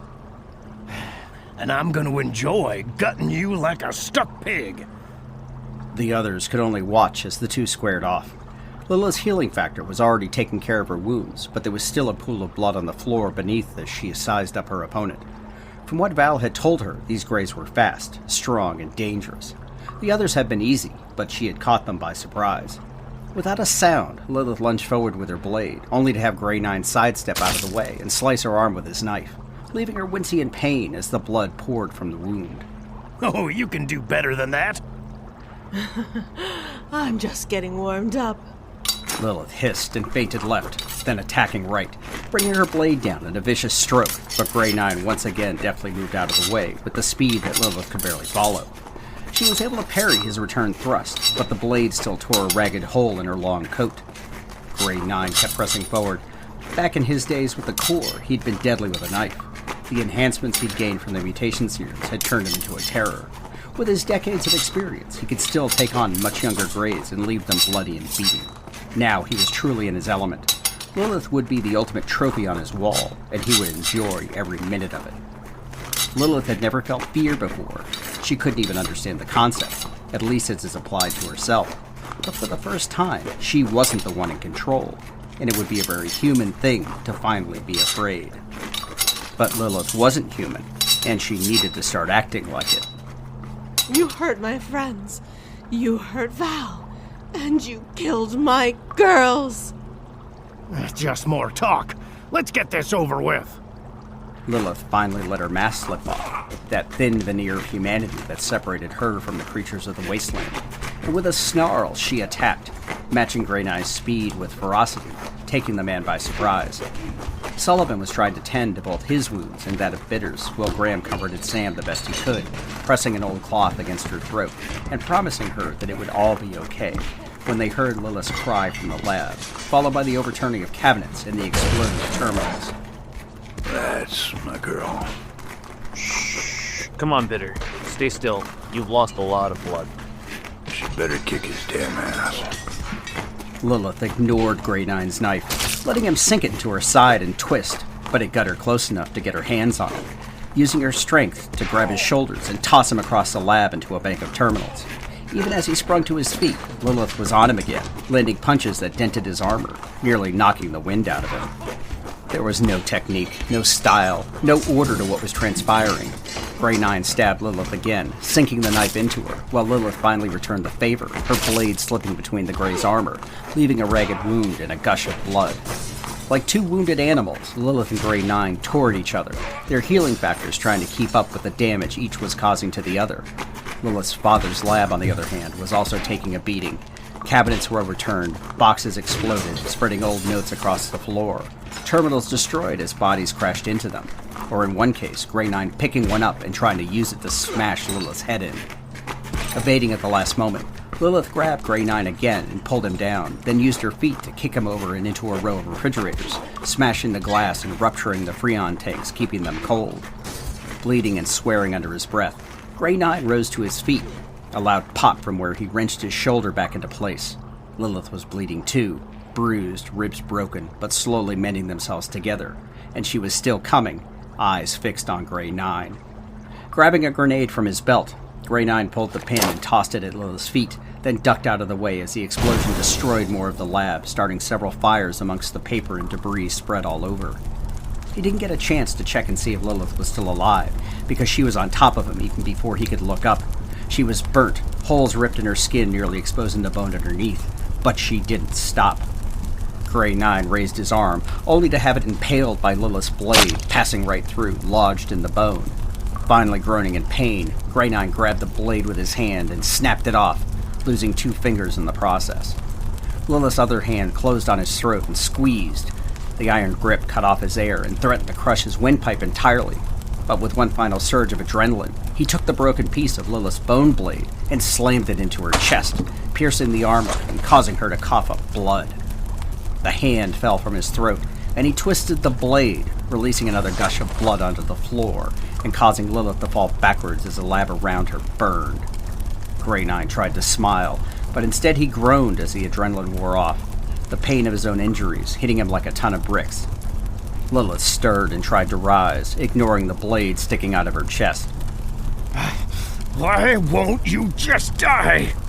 Lilith's eyes locked on his, and her lips curled into a vicious smile. Sir, the super mutants are back. We're under attack! To punctuate the message, there was an explosion which seemed to rock the prison to its foundation. Grey Nine looked back at Lilith, then to the burning lab. He still had a mission, and based on what he saw, Site C was done for. So he settled for the next best thing. Limping away from Lilith, Grey Nine grabbed a box of holotapes from one of the tables and left, casting one last look at his opponent, broken and bleeding out on the floor. It was a nice try. I'll leave you and your friends to die down here. Fitting that this is your tomb. Lilith tried to rise, only to fall down again, her mouth unable to make the words, while Grey Nine limped back out into the hallway, ignoring Bitter, Sullivan, Sam, and Graham, who could only watch him go, their own wounds preventing them from offering up any resistance. Grey Nine disappeared into the darkness of the prison, but more explosions and gunfire could be heard from up above. Sullivan finally turned to Graham. I'll take care of Sam. Go get Lilith. Me not want to lose friends! Graham picked up Sam, who was weak with blood loss, and put her into Sullivan's arms, who pressed the bloody claws against her neck. Bitter was barely breathing, while Graham disappeared into the burning lab. As the fire got bigger and the smoke began filling the hallway, Sullivan figured they were toast. None of them besides Graham could walk, and there was no way he could get them all out before they either burned to death or died from smoke inhalation. Damn. No way I'm getting those caps back now, right, Bitter? Fuck you, Sullivan. That finally got a chuckle out of Sullivan, who then heard Graham return. He was carrying Lilith in his arms. She looked horrible, burned and broken, blood running down and pooling on the floor.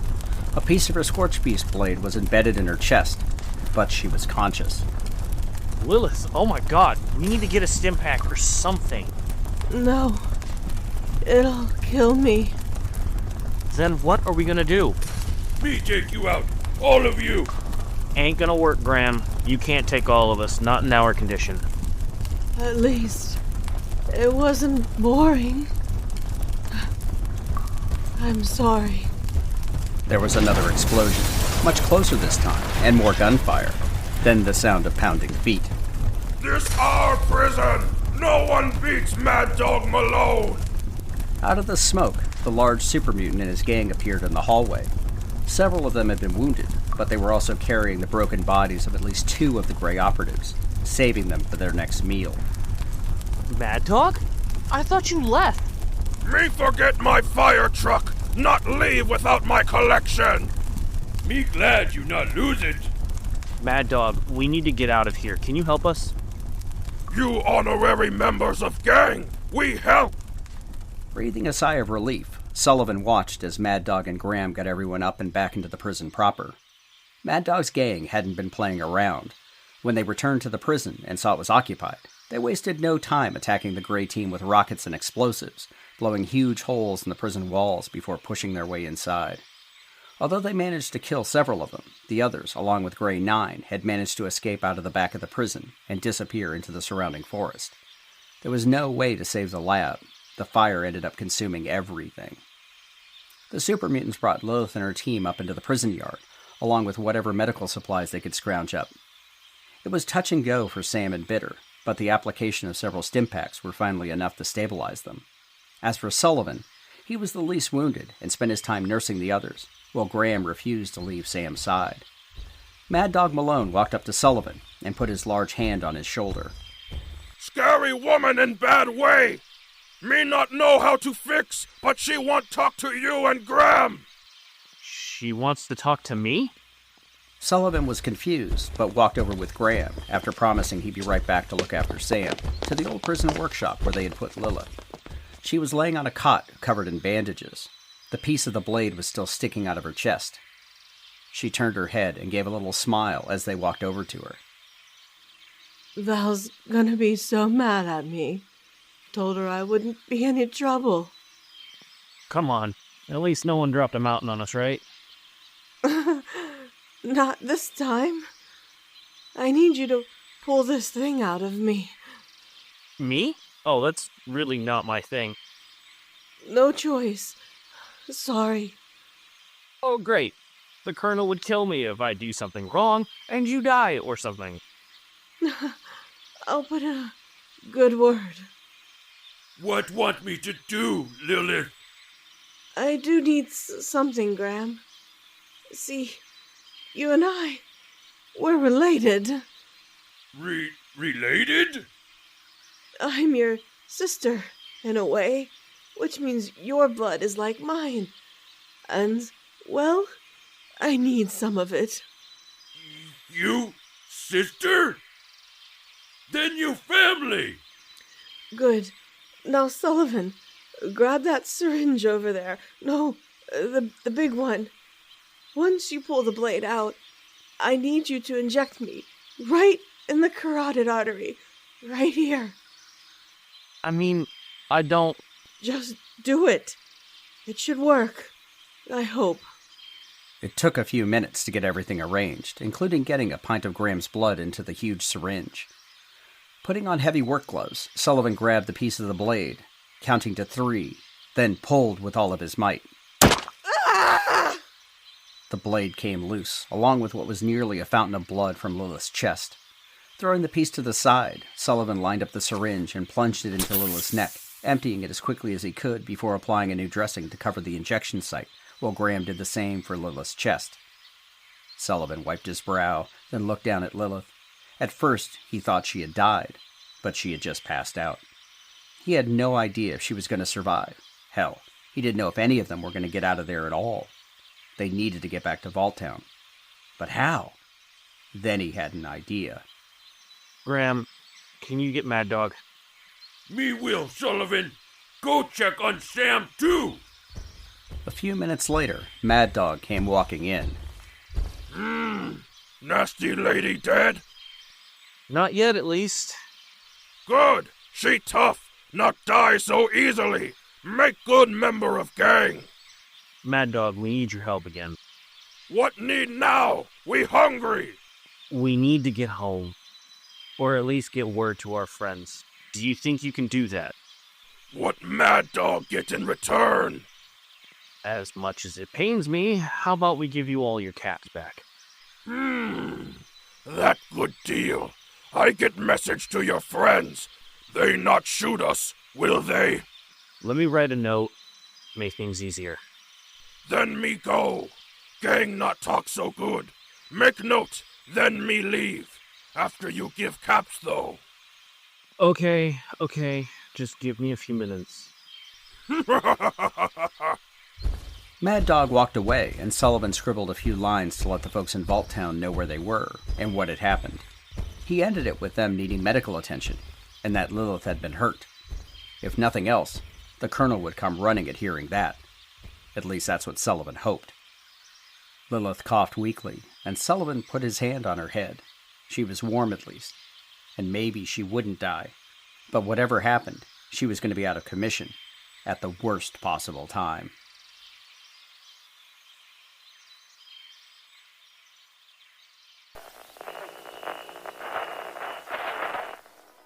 Once upon a time, 27 years after the bombs fell, there were two people, a vault dweller and a California girl. They met, and sparks flew. That's when things got interesting.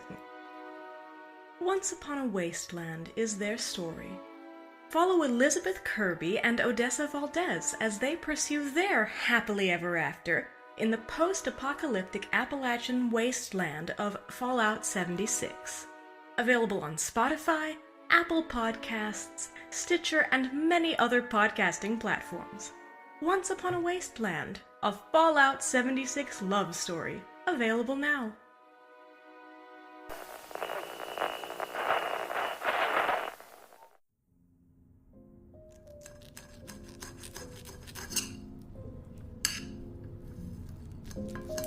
Was everything to your liking, Director? It was quite delicious, Jenkins. My compliments to the chef. I will gladly pass it along. More wine? Of course. We have much to celebrate. To our shared future. To the future. To our achievements. To all of us, with the true vision of humanity. Quite right. We have turned a page in the history of our species. It is time for us to take our rightful place as stewards of humanity and usher in a new golden age of peace and prosperity. Once we've gotten rid of the vermin, of course. Any who oppose us will either yield or join our armies of Onai. We have a long road ahead of us. This world requires a firm hand if it is to recover from the mistakes of our forebears. If only the Council had recognized your genius. Omelettes and eggs, Dr. Williams. My grandfather saw them for what they were, nothing more than naive idealists. A shame. He did not live long enough to see the fruits of his labor. He taught me well. The Hornwrights didn't become the masters of Appalachia without a sense of brilliant ruthlessness. He had manipulated the government, the unions, his workers, anyone and everyone to accomplish his singular goal of dominance. But the war intervened. To Grandfather, it was merely a setback. Once we arrived here, he immediately recognized the opportunity for what it was. And what was that? The perfect tool to secure the future of his family and spread our influence far beyond the borders of Appalachia. The council welcomed us with open arms, and we were wolves in sheep's clothing. All it took was a bit of flattery, the motherloads, and our ultrasight research, and we were brought into the inner circle of PACT leadership. Do not underestimate your own contribution, Evelyn. I was gifted with my mother's intelligence and grandfather's keen sense of cunning and strategy. I like to think my father also contributed to my success, but he was far too enamored with his research to understand what was to come. And he was only a Garahan. Oh, yes. The other mining family in the region. The Garahans were second-rate industrialists compared to my family.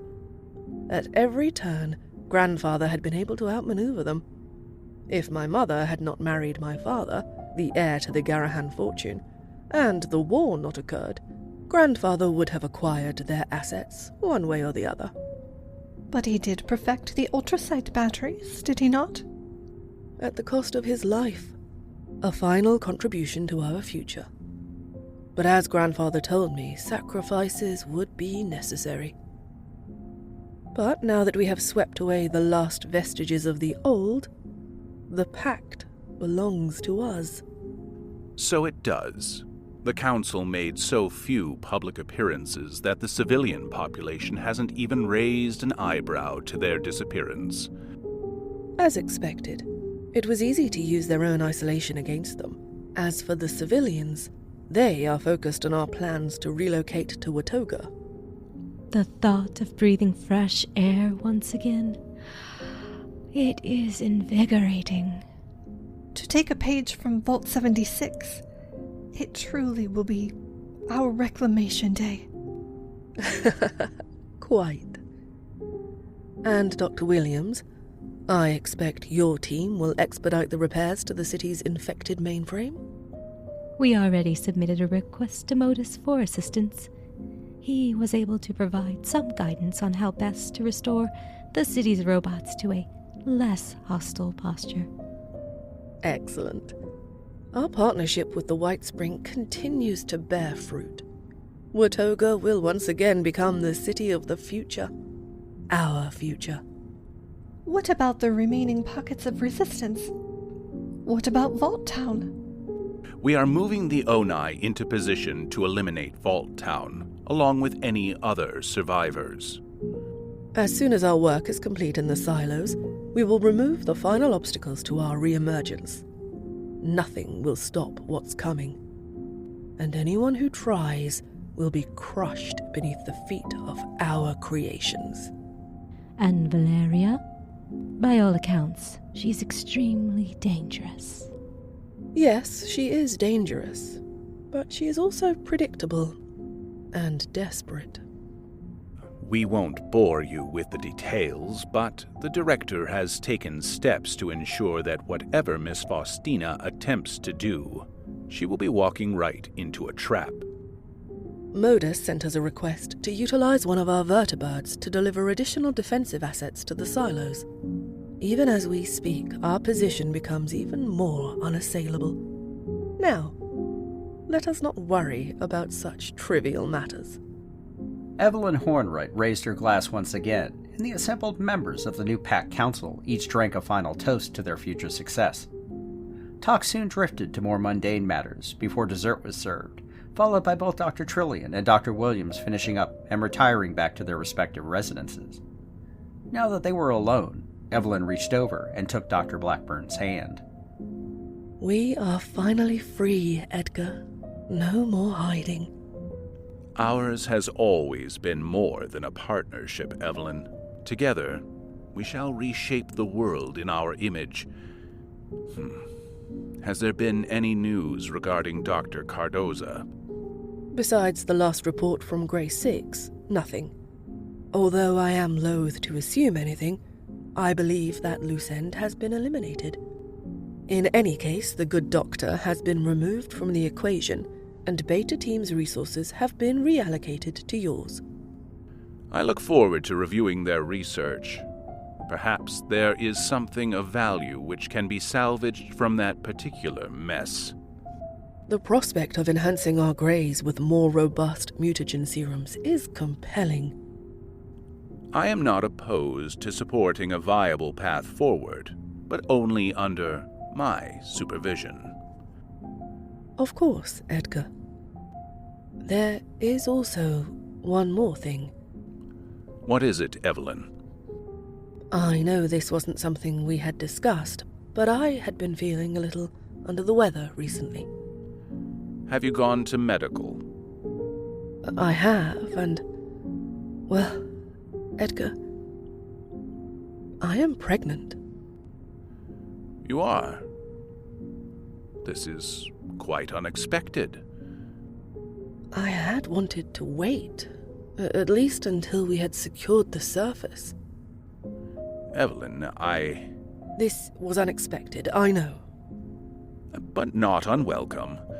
Evelyn, I had hoped to one day pass along my knowledge to the next generation, that it would be my own offspring. Well, that is truly icing on the cake, as they say. I love you, Edgar. Now, more than ever, we must finish what we started. It is not the meek, but our offspring who shall inherit the earth. I love you too, Evelyn. The future waits for no one. Let us celebrate this occasion properly. Then I will check on the status of our work in the silos.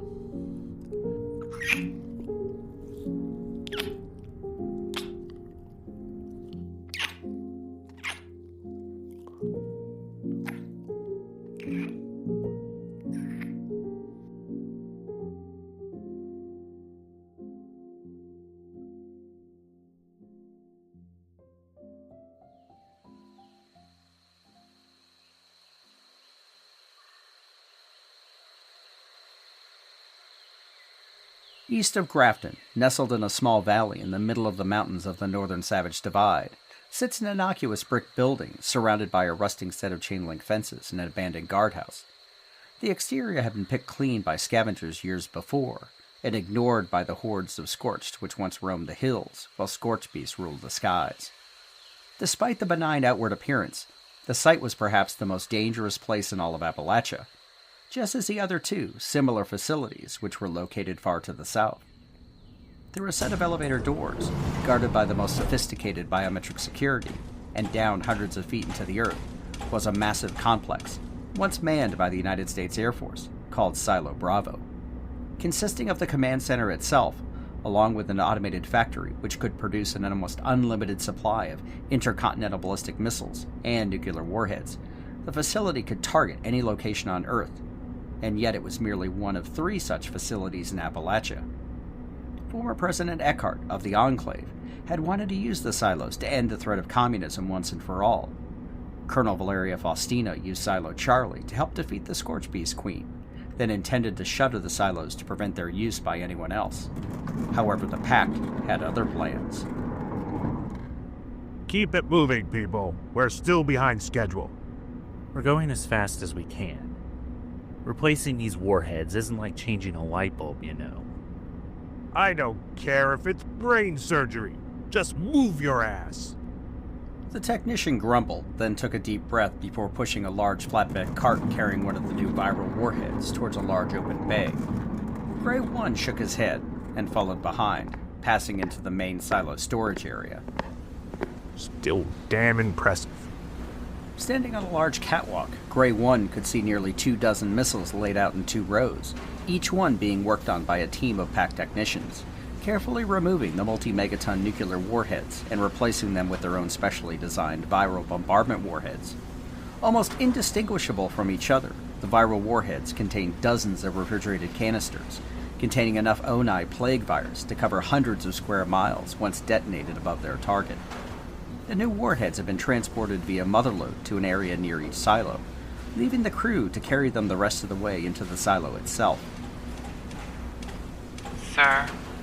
Gray 1 nodded as the Assaultron walked past.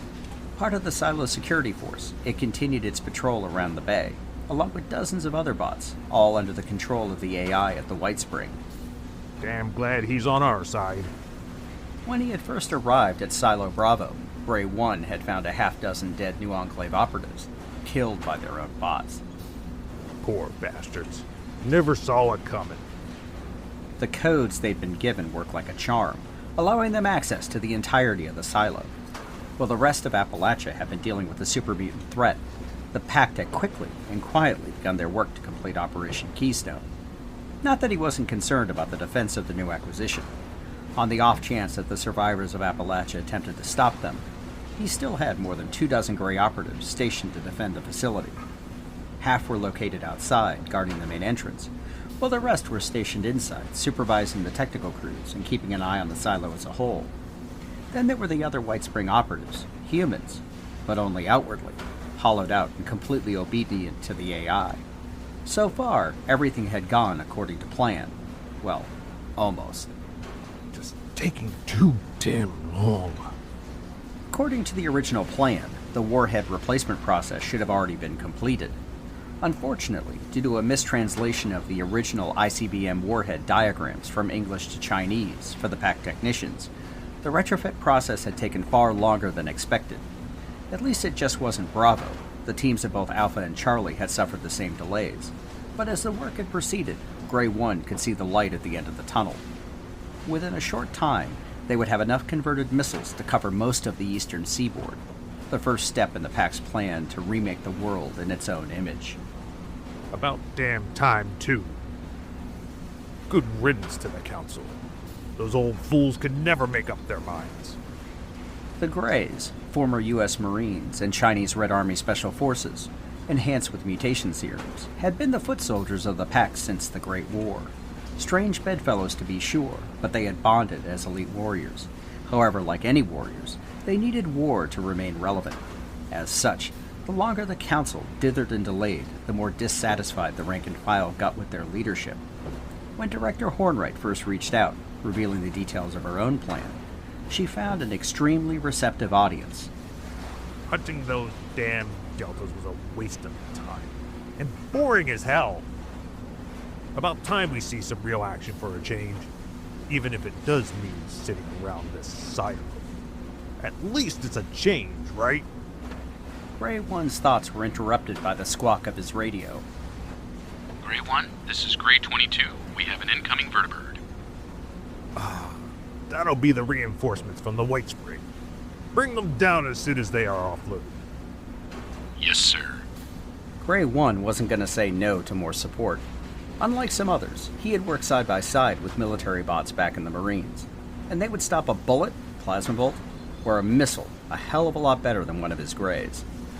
Putting away his radio, Grey 1 did a circuit of the storage bay, looking over the shoulders of his technicians, using his intimidating presence to remind them to move just a little faster, work just a little harder. Grey 1! Grey 1 turned around to see Grey 4 waving at him from the other side of the storage bay. Great. What now? Running his hand through his closely cropped hair, Grey 1 walked the length of the storage bay until he found himself standing in front of Grey 4.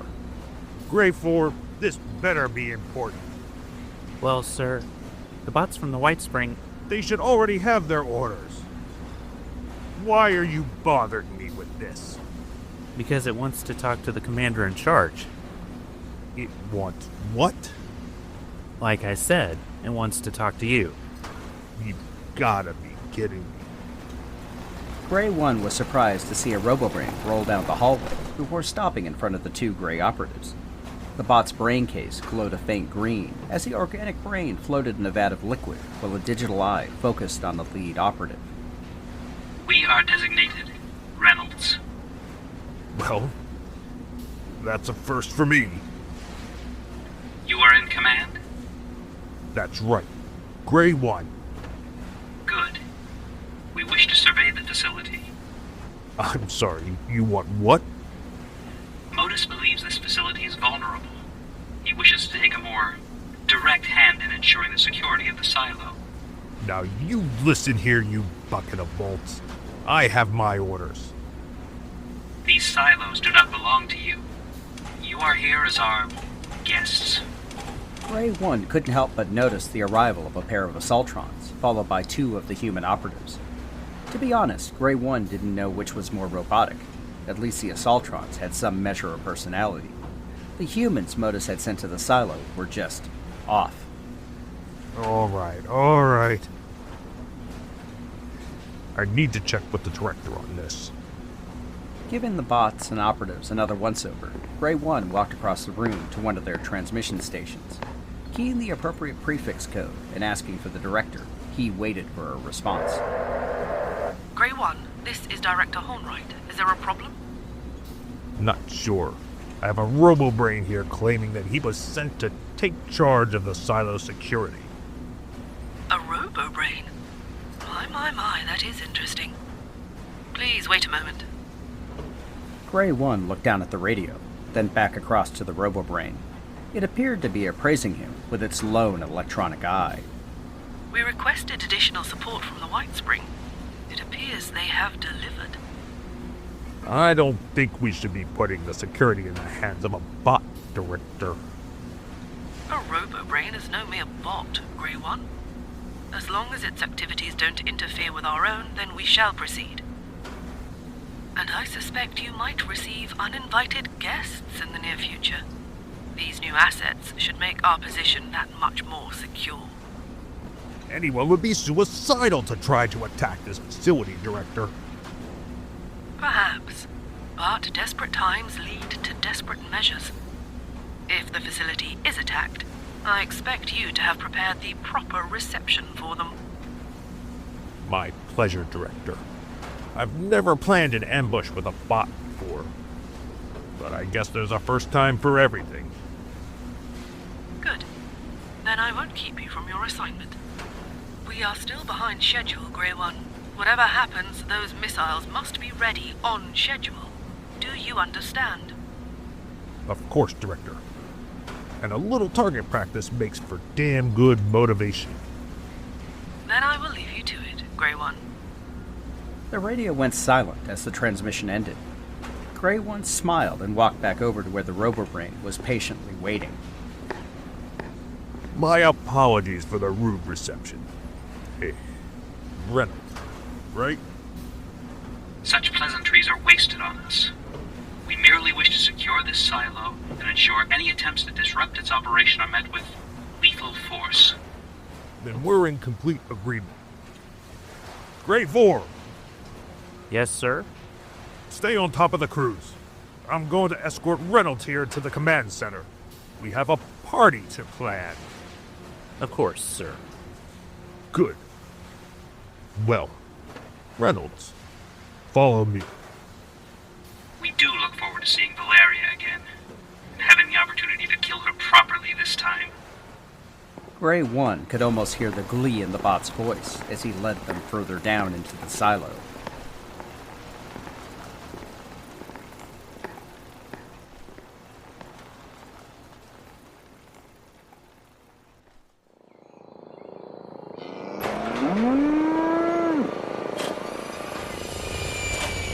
Heard they're bringing some real firepower.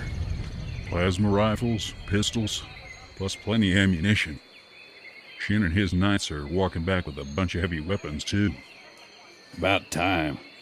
I wasn't too keen on fighting those mutated scorched things with nothing but rifles and a few machine guns. Don't forget Jameson's bow. He's pretty damn proud of it. Muller couldn't help but roll his eyes. The kid got lucky. It's gonna take a lot more than a few explosive arrows to stop what's coming. I know. I was talking to Johns and the Raiders. Between them, they have a plan. They ain't gonna be pretty, but if those Oni things attack, I got a few surprises waiting for them. Their conversation was interrupted by the opening of the vertibird cargo door.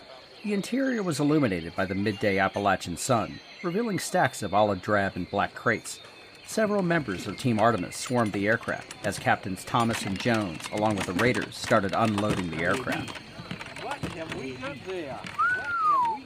This here is one hell of a weapon. Enclave automatic plasma rifle. 30-round magazine, enhanced capacitors. It should do at least 10% more damage than the standard version. Sight better than a combat rifle, that's for sure. We have several dozen automatics, at least 20 sniper versions, and 24 plasma flamers. Plus, plasma cartridges, grenades, mines, and myriad other explosives, including fusion cores for all the power armor Knight Shin and his troops are bringing back as well. Is enough to fight a small war, Colonel. Valeria opened her mouth to say something, but thought better of it. Instead, she just nodded as Jones jogged up. That's everything, Colonel. Good. Get it all organized and over to the armory. Mr. Mayor, what's the current situation here? Anything changed since we left? The Oni are still massing to the south. Scouts have found more groups to the east, coming down from the divide. Paladin Valdez believes these late arrivals were the other bands of super mutants the PACT sprayed with their virus. As we suspected. Damn. And our defenses? We've reinforced the barricades best we can. Weapons will help, but... Let's talk. I have some ideas, but you might not like what I have to say. Valeria, at this point, I'd listen to the devil himself if he offered a helping hand. Valeria's expression was impossible to read, but something about the look in her eyes gave Edwards a cold chill. Colonel! Colonel! Jason Barron came running up before stopping in front of the vertibird, trying to catch his breath. Colonel, we have a problem. All we have are problems, Jason. What's one more? No, you don't understand.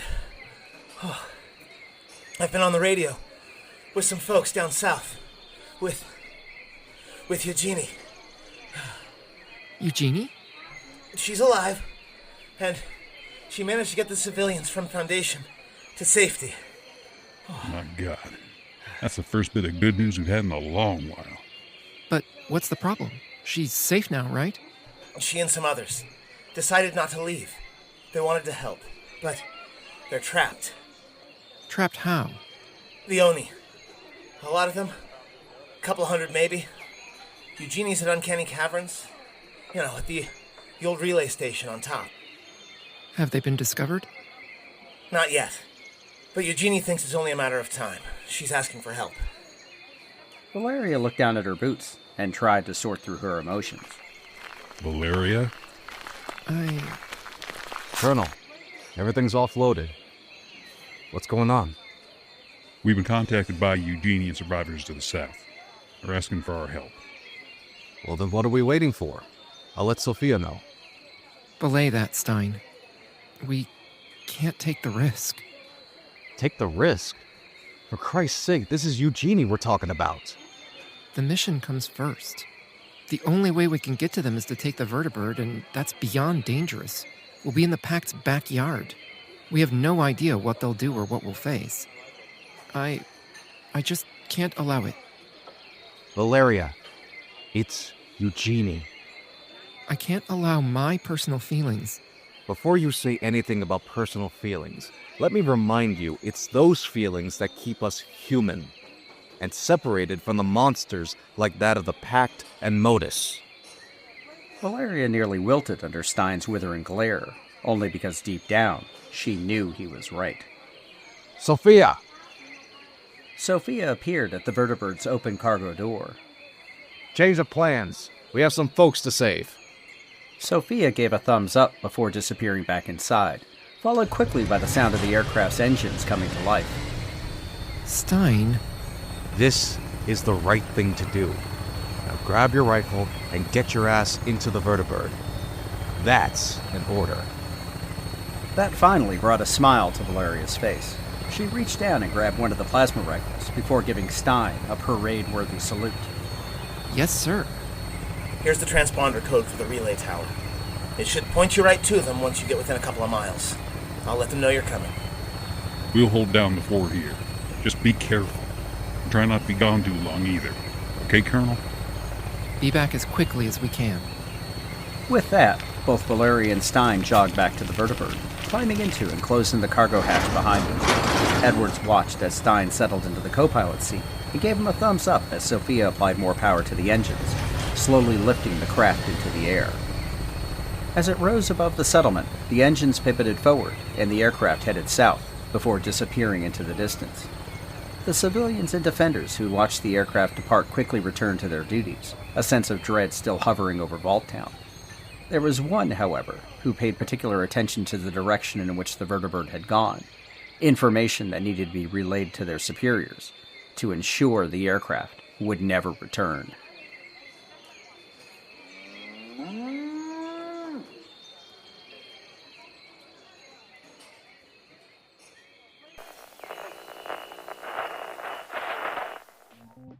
On behalf of the Fallout feed, Dames Who Game, a Skyrim Addict podcast, and all of us from ASA Podcasting, we'd like to congratulate the Modus Files on 250,000 downloads as of June 24.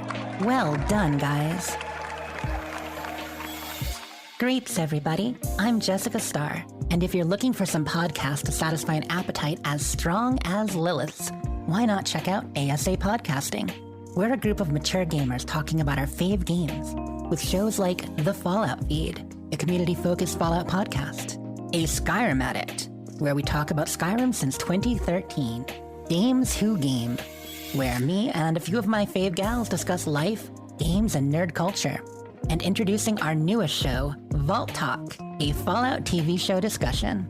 You can find all these and more on any podcast app, asapodcasting.com, and all over the web. Thanks for listening, and we'll see you in the wasteland.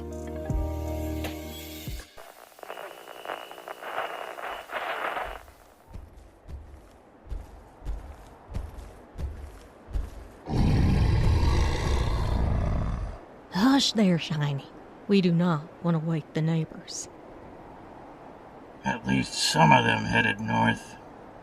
Not sure that's a good thing there, Ares.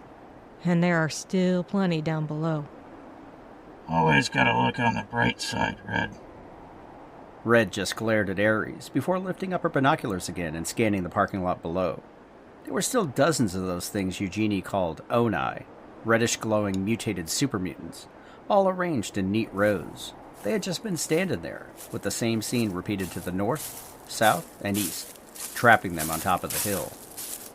Well, got some good news for a change. See, Red? I told you. Always gotta look on the bright side. You scaring up some help for us there, darling? Even better. I got us a ride. Oh, what now? Leave it up to my Val, but they are sending a vertibird to come pick us up. You mean like a real aircraft? I haven't seen one of those that wasn't a pile of scrap since before the war. I wasn't going to ask too many questions, but they're already on their way. Now, we just got to figure out where they're going to land. Well, I'll be. Damn if I didn't find one of those up there in the mire. Like Aries said, nothing but scrap. But if we got one that actually flies, well, maybe things are turning around for good old Red here. Still gotta find a place for them to land. We might need to make some noise. We cut a few of these trees down over here. Might just give us enough room. I don't think we have a choice. We're surrounded, and the only place they could pick us up is right here. Then I guess we gotta make this quick.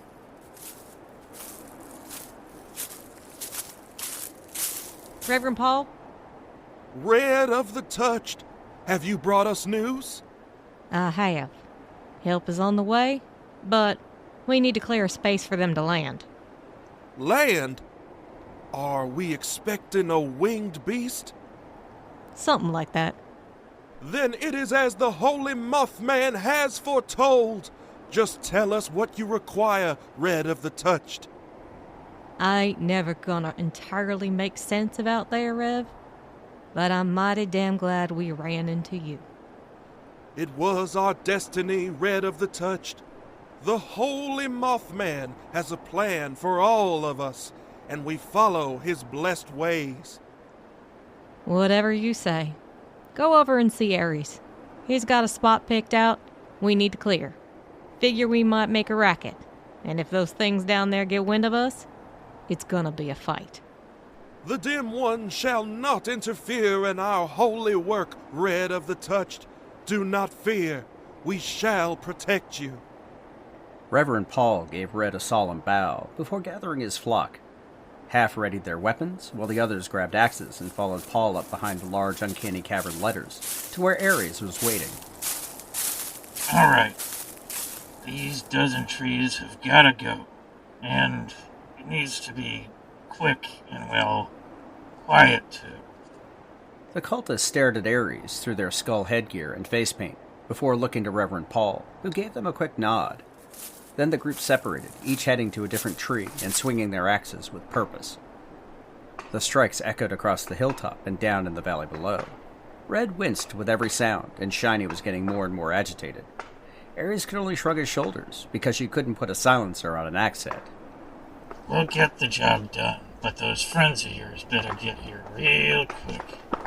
Eugenie had gone back to the radio bunker, double-checking that the transponder was still sending out its signal. As she bent over the radio set, she closed her eyes. Come on, Val. We're all counting on you. I'm counting on you.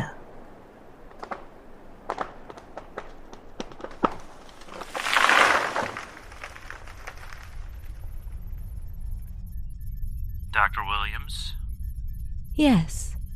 What is it? I'm at Hub 47. We've got some unusual activity here. Unusual? Explain. Sounds like someone is trapping trees above us, on the hilltop. Have you investigated? No. It's probably just scavengers or refugees. Just send a detachment and clear the hill. We're supposed to send all of the O9 north for the final assault on Vault Town. Just get it done and report back. Do you understand? Of course. Sorry, we'll take care of it. See that you do. We cannot allow any survivors.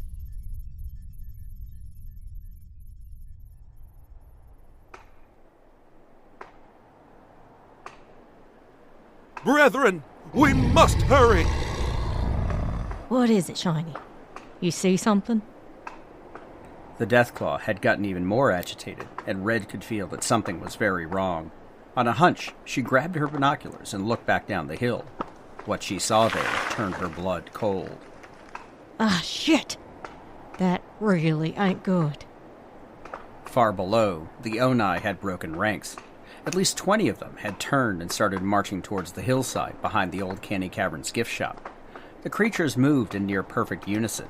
Their glowing red eyes and pulsing veins appeared even more horrifying as they turned their attention to the sounds emanating from the top of the hill.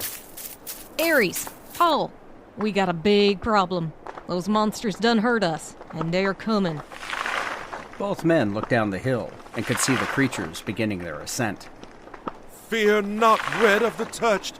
The dim ones will not set foot upon this holy ground.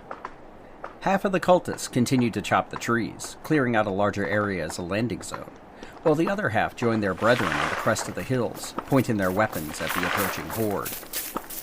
Eugenie, where's that help of yours? We're running out of time. Val will be here. I know she will. Just a little while longer. Red looked to the skies, but couldn't see or hear anything. You better be right, darling. Otherwise, this is where they're gonna bury us. Best grab a gun. We're gonna need all the help we can get. My flock, it is time to pray to the Blessed One, that he may guide our hand against the dim ones. I know. Don't you go getting any ideas, Shiny. You stay close. I think we're gonna need you up here, okay? The Deathclaw could barely contain itself, and it was only through the force of her will that Red was able to keep the beast calm, so it didn't charge down the hill and rip into the creatures itself. As fearsome as Shiny was, Red knew he wouldn't be a match for so many. Looking back down the hill, Red could see the Onai were almost halfway to the top. She shouldered old Percy and sighted on the face of the lead creature. Fuck. All y'all. Red pulled the trigger, followed by the line of cultists. The sharp report of automatic gunfire cut through the Appalachian afternoon. followed by the explosion of Molotov cocktails as the cult tossed flaming bottles down the hill. Shit, they ain't even stopping. Aim for the legs. Maybe we can cripple them. Red aimed lower, sending half a magazine into the knee of one of the creatures. The kneecap exploded, leaving a sickly trail of gore and glowing blood. The Onai stumbled, but continued to walk forward, even as its leg came apart underneath it. The others, seeing the effect of the wounds had on the creature, also aimed for the legs, with varying degrees of success. The creatures were slowing down, but they had yet to kill any of them, and they were getting closer and closer with each passing second. Worse for the group, they could see other Onai breaking ranks below and moving to join the others making their way up the hill. The situation appeared hopeless. Looks like we need some more guns. Having finished clearing as many of the trees as they could, the remaining cultists and Ares added their firepower to those already on the line. However, to balance the reinforcements, more Onai broke ranks and started up the hill, this time from every side. Oh, shit. This is going sideways right quick. My flock, raise your voice to the holy Mothman so he may hear our cry! The cultists all started chanting, even as they redoubled their efforts to prevent the Onai from breaching the hilltop.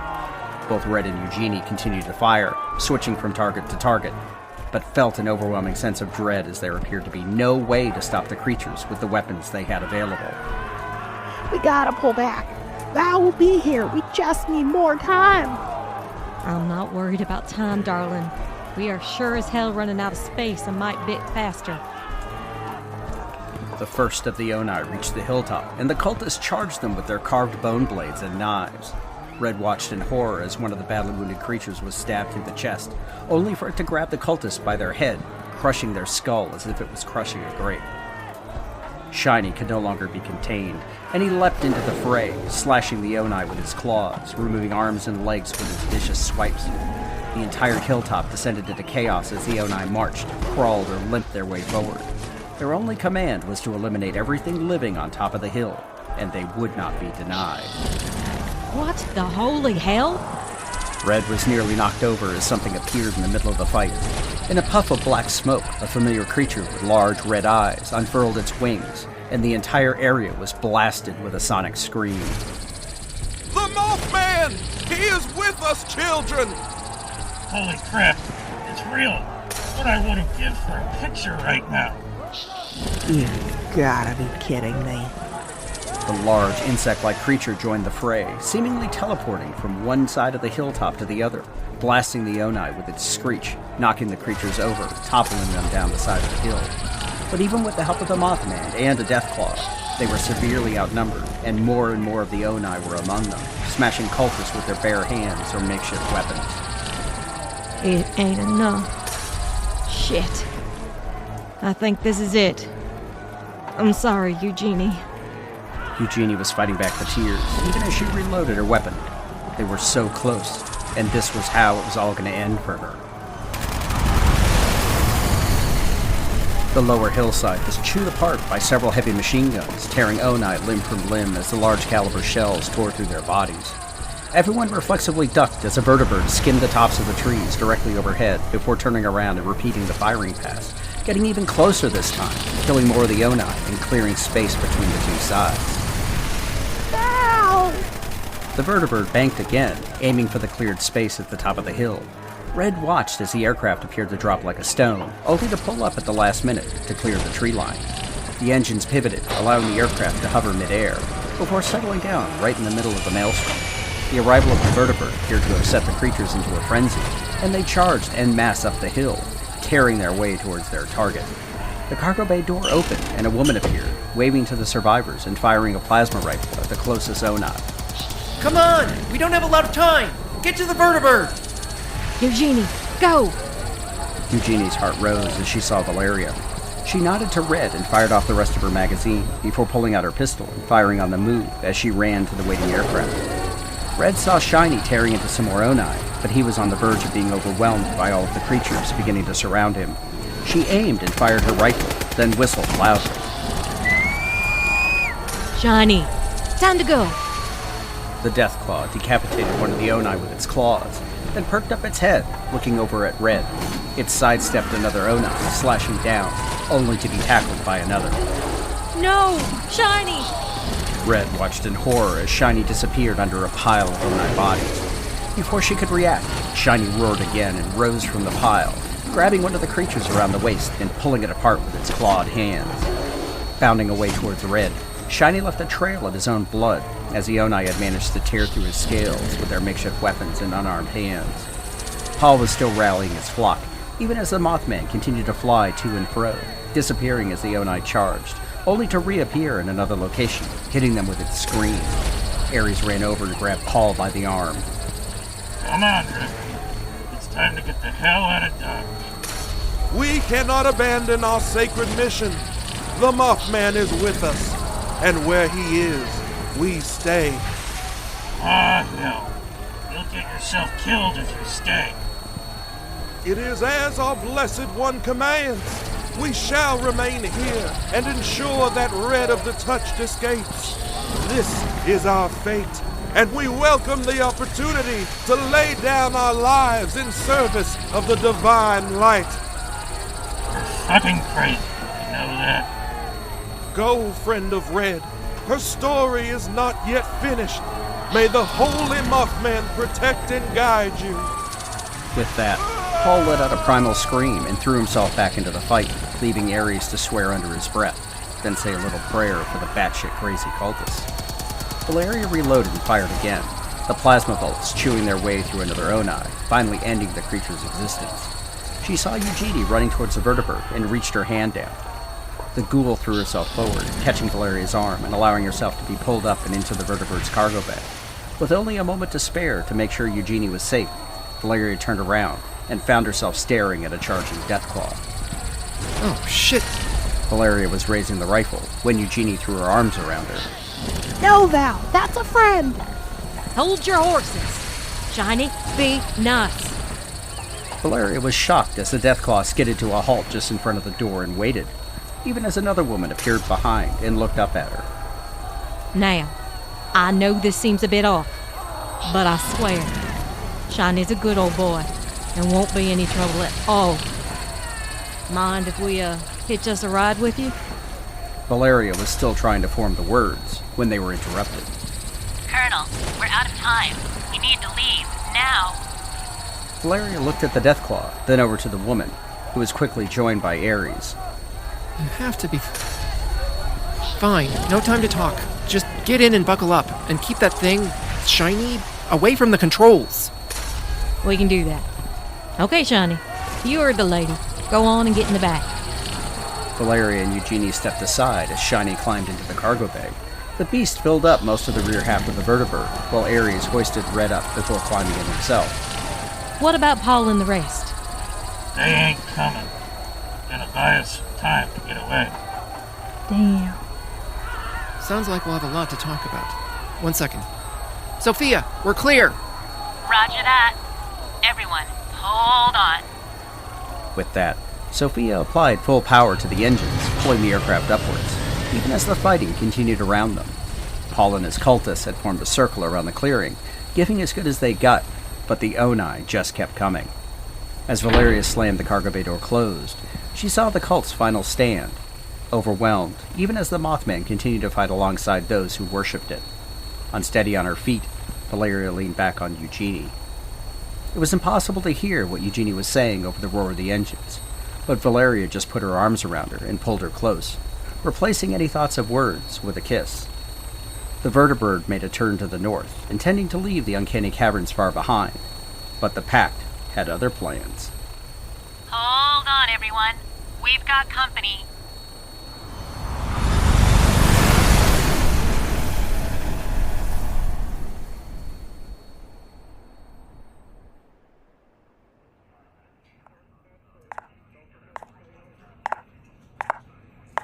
Director. Ah, Dr. Williams. What can I do for you? We have a problem.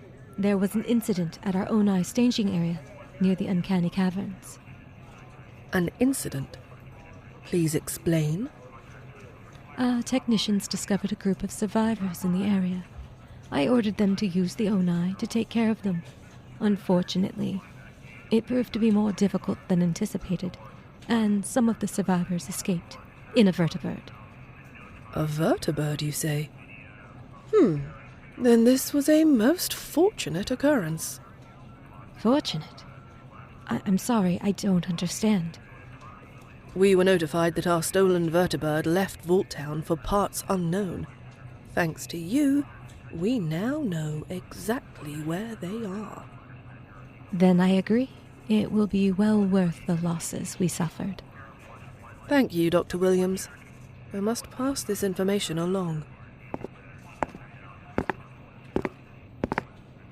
Lieutenant, where are our vertibirds? Director, Squadron Delta is currently in the South Ash Heap, heading back to base. Squadron Sigma just passed the Old Wade Airport, heading east. Perfect. Inform Sigma that their target just left Uncanny Caverns and should be heading right towards them. And their orders, Director? Destroy that vertibird and ensure there are no survivors. Right away, Director. Welcome to my parlor, said the spider to the fly.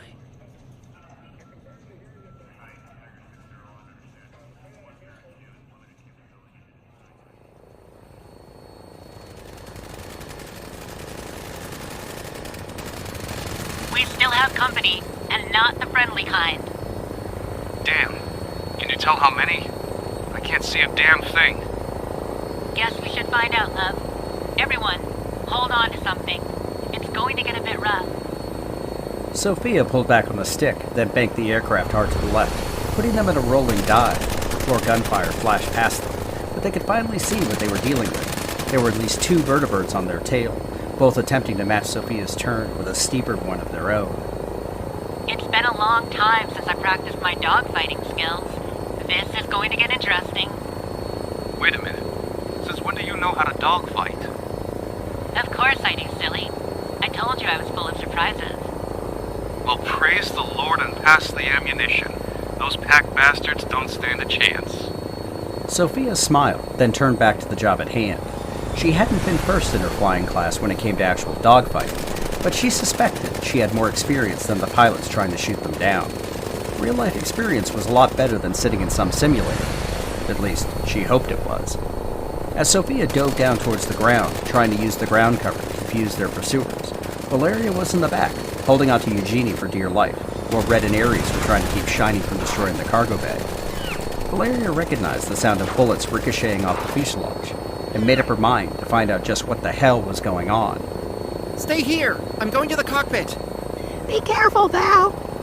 Valeria almost instantly regretted her decision to move as the aircraft once again banked hard, this time diving, putting her stomach in her throat. There was more gunfire this time, but Sophia's maneuvers had kept them out of the path of the other vertibird's heavy machine guns, at least for the moment. Struggling against the G-forces and taking a worried look over her shoulder at the deathclaw they were carrying, Valeria finally managed to grab the back of Sophia's chair and take one of the sets of headphones dangling from the top of the cockpit. I'm presuming the PACT found us? Yes, at least 2 of them so far. They aren't half bad either.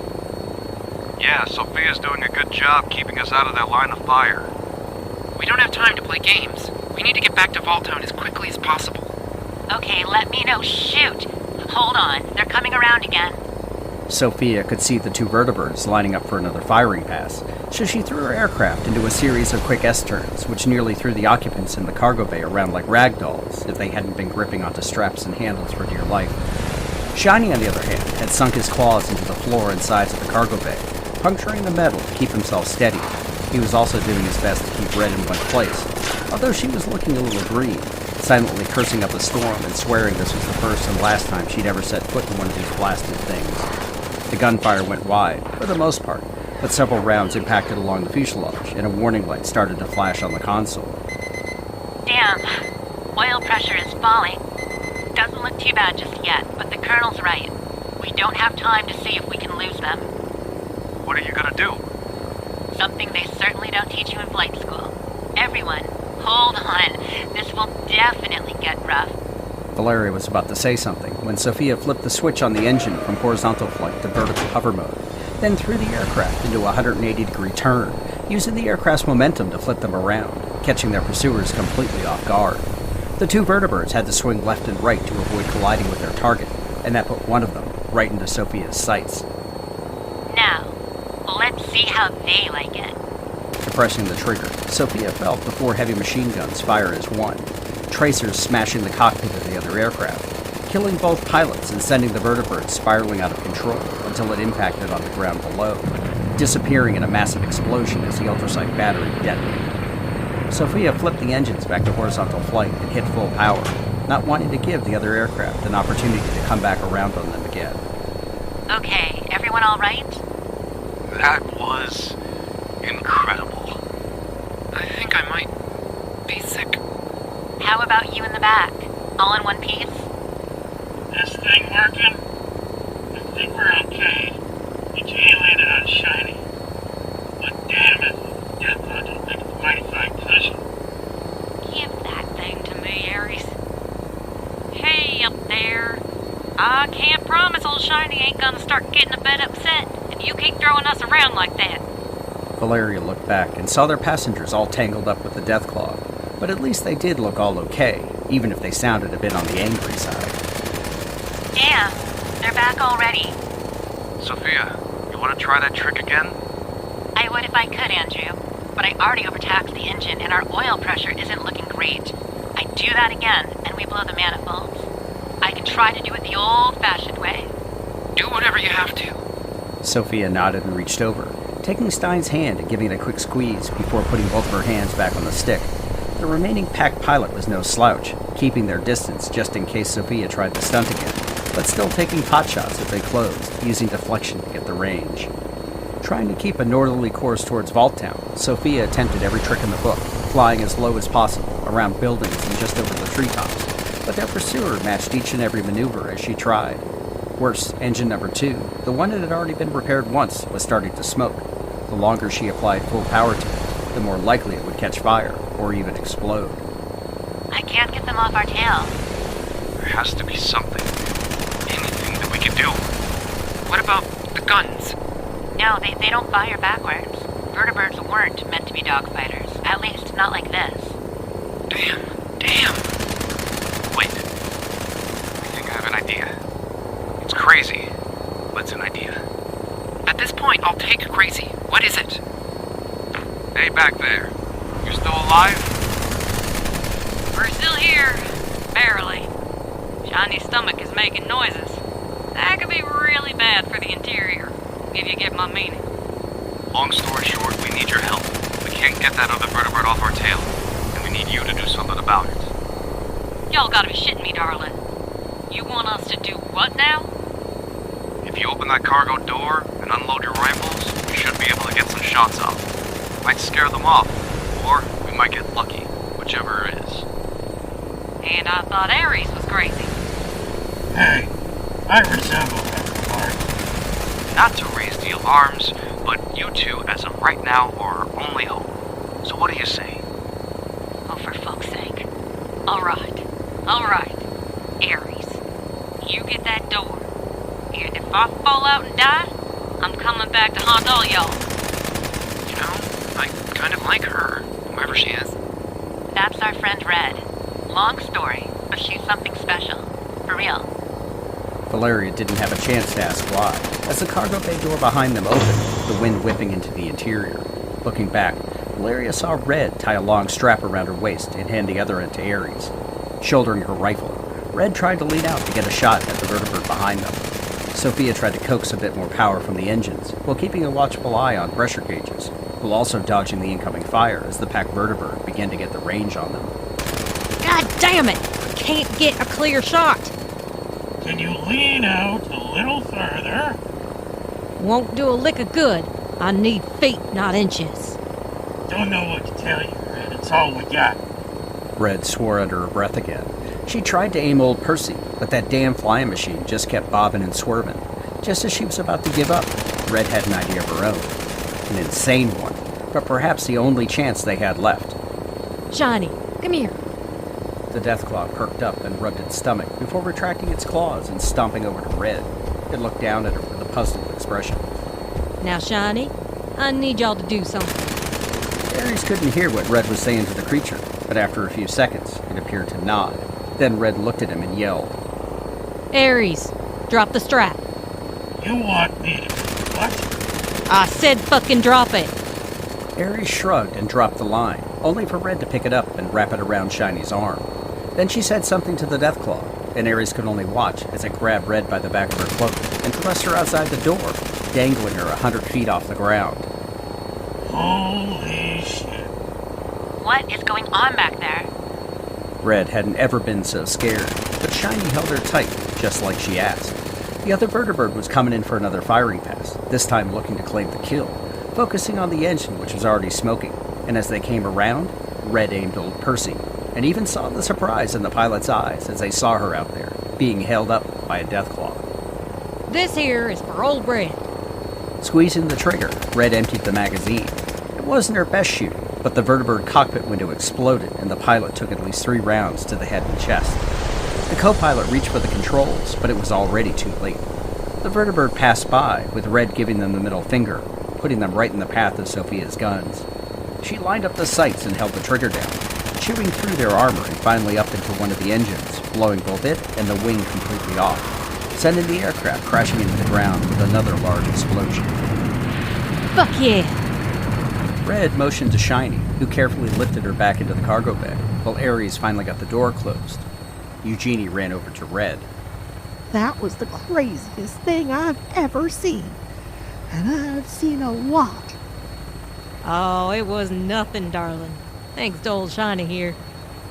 Red leaned over and gave the Deathclaw a huge hug, while the creature nestled her head.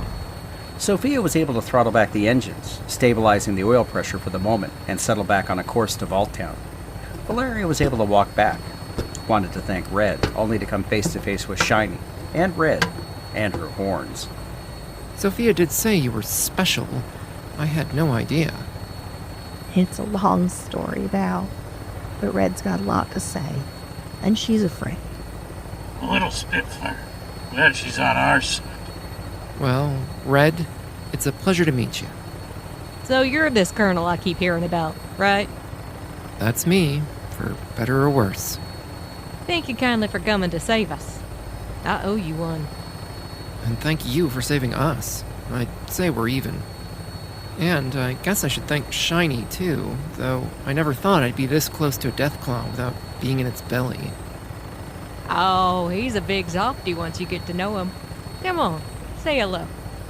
Fighting her natural instincts to run away from what was considered one of the alpha predators of the wasteland, Valeria took a step forward instead, joined by Eugenie, who put her arm around her waist.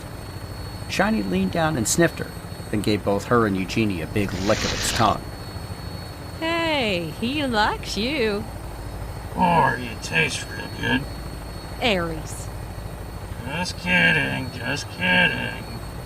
Ugh. Thank you, I guess. The Deathclaw huffed, then sat back on its haunches, looking fairly content. Colonel, we'll be back at Vault Town shortly. We'll need to check out this damage and start repairs after we land. Yeah. We should call ahead and see if Jason Barron can have a crew standing by. All right. Well, Red, Ares, there'll be a lot to talk about once we get to Vault Town. Val, Red has something I think we could use. And what would that be? This here radio thingy? Took it off that crazy-ass PACT science guy. Thought it might help. Red handed the radio to Valeria. She recognized it from the equipment she had seen during her tour of the PACT's underground base. This could be just what we're looking for, Red. Thank you, again. You're welcome, darling. Also, can't tell you how happy I'll be to get these old feet back on the ground. I don't mind flying, but maybe next time, it won't involve people trying to kill us. No promises. Well, Val, it's damn good to see you again. It's good to see you too, Jeannie. As the vertibird approached Vault Town, Eugenie took Val in her arms again and kissed her, holding her tight. For Valeria, it was a small victory, and knowing what was ahead, she would take it, even just for this single moment.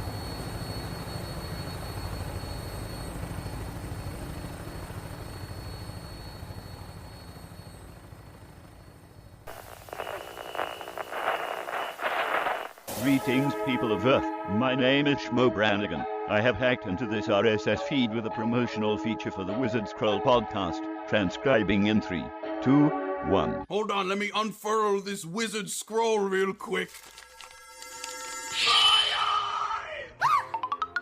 I'm free! I'm finally free! Bob, is that you? Ugh, I ain't your mom anymore, kid. I'm a skeleton now. Hi, nice to meet you. My name's Jerry. Smell you later, loser. I hate my life! Holy crap, wrong half. We've talked about this 17 times already. Your constant outbursts are not freaking sweet at all, and they need to stop. Hello. Welcome to the Sorcerer's Slice. Can I get a name for the order? Kid, you gotta make the order. They don't let me come here anymore. What? I was banned from coming here 74 years ago for cutting bad checks. Please, they'll recognize my voice. You have to order. All right, fine.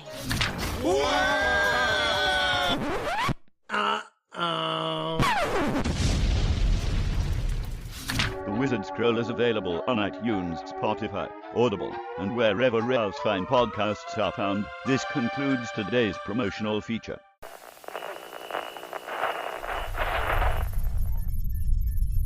Thank you again, members, for joining us here on The Modus Files. If you've enjoyed this content, please subscribe, and better yet, please leave a review to help others find our little enclave. You can also follow us on our various social media accounts, including Blue Sky, Threads, and Instagram, at Modus Files or at Modus Files Podcast, for more information about our story and characters, Fallout 76 content, and random musings on the Enclave. We also have a Patreon if you'd like to support our work and receive special benefits like early access to episodes, original scripts, and special events with our cast. A link to our Patreon can be found at modusfiles.com.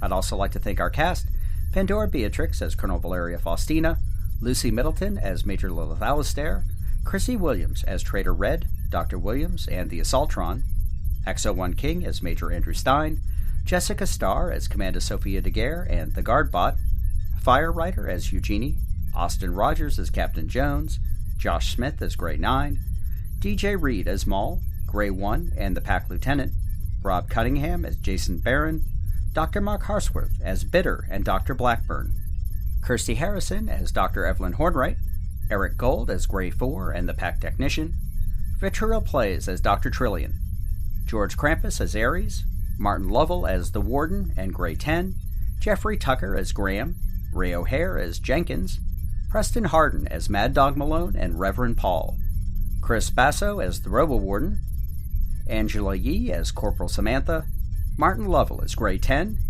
DJ Wickstrom as Grey 22, Aaron Reed as Grey 19, and Brad Williams as Mayor Edwards, Sergeant Muller, Dr. Lucius Alistair, Robo Reynolds, and the voice of Modus.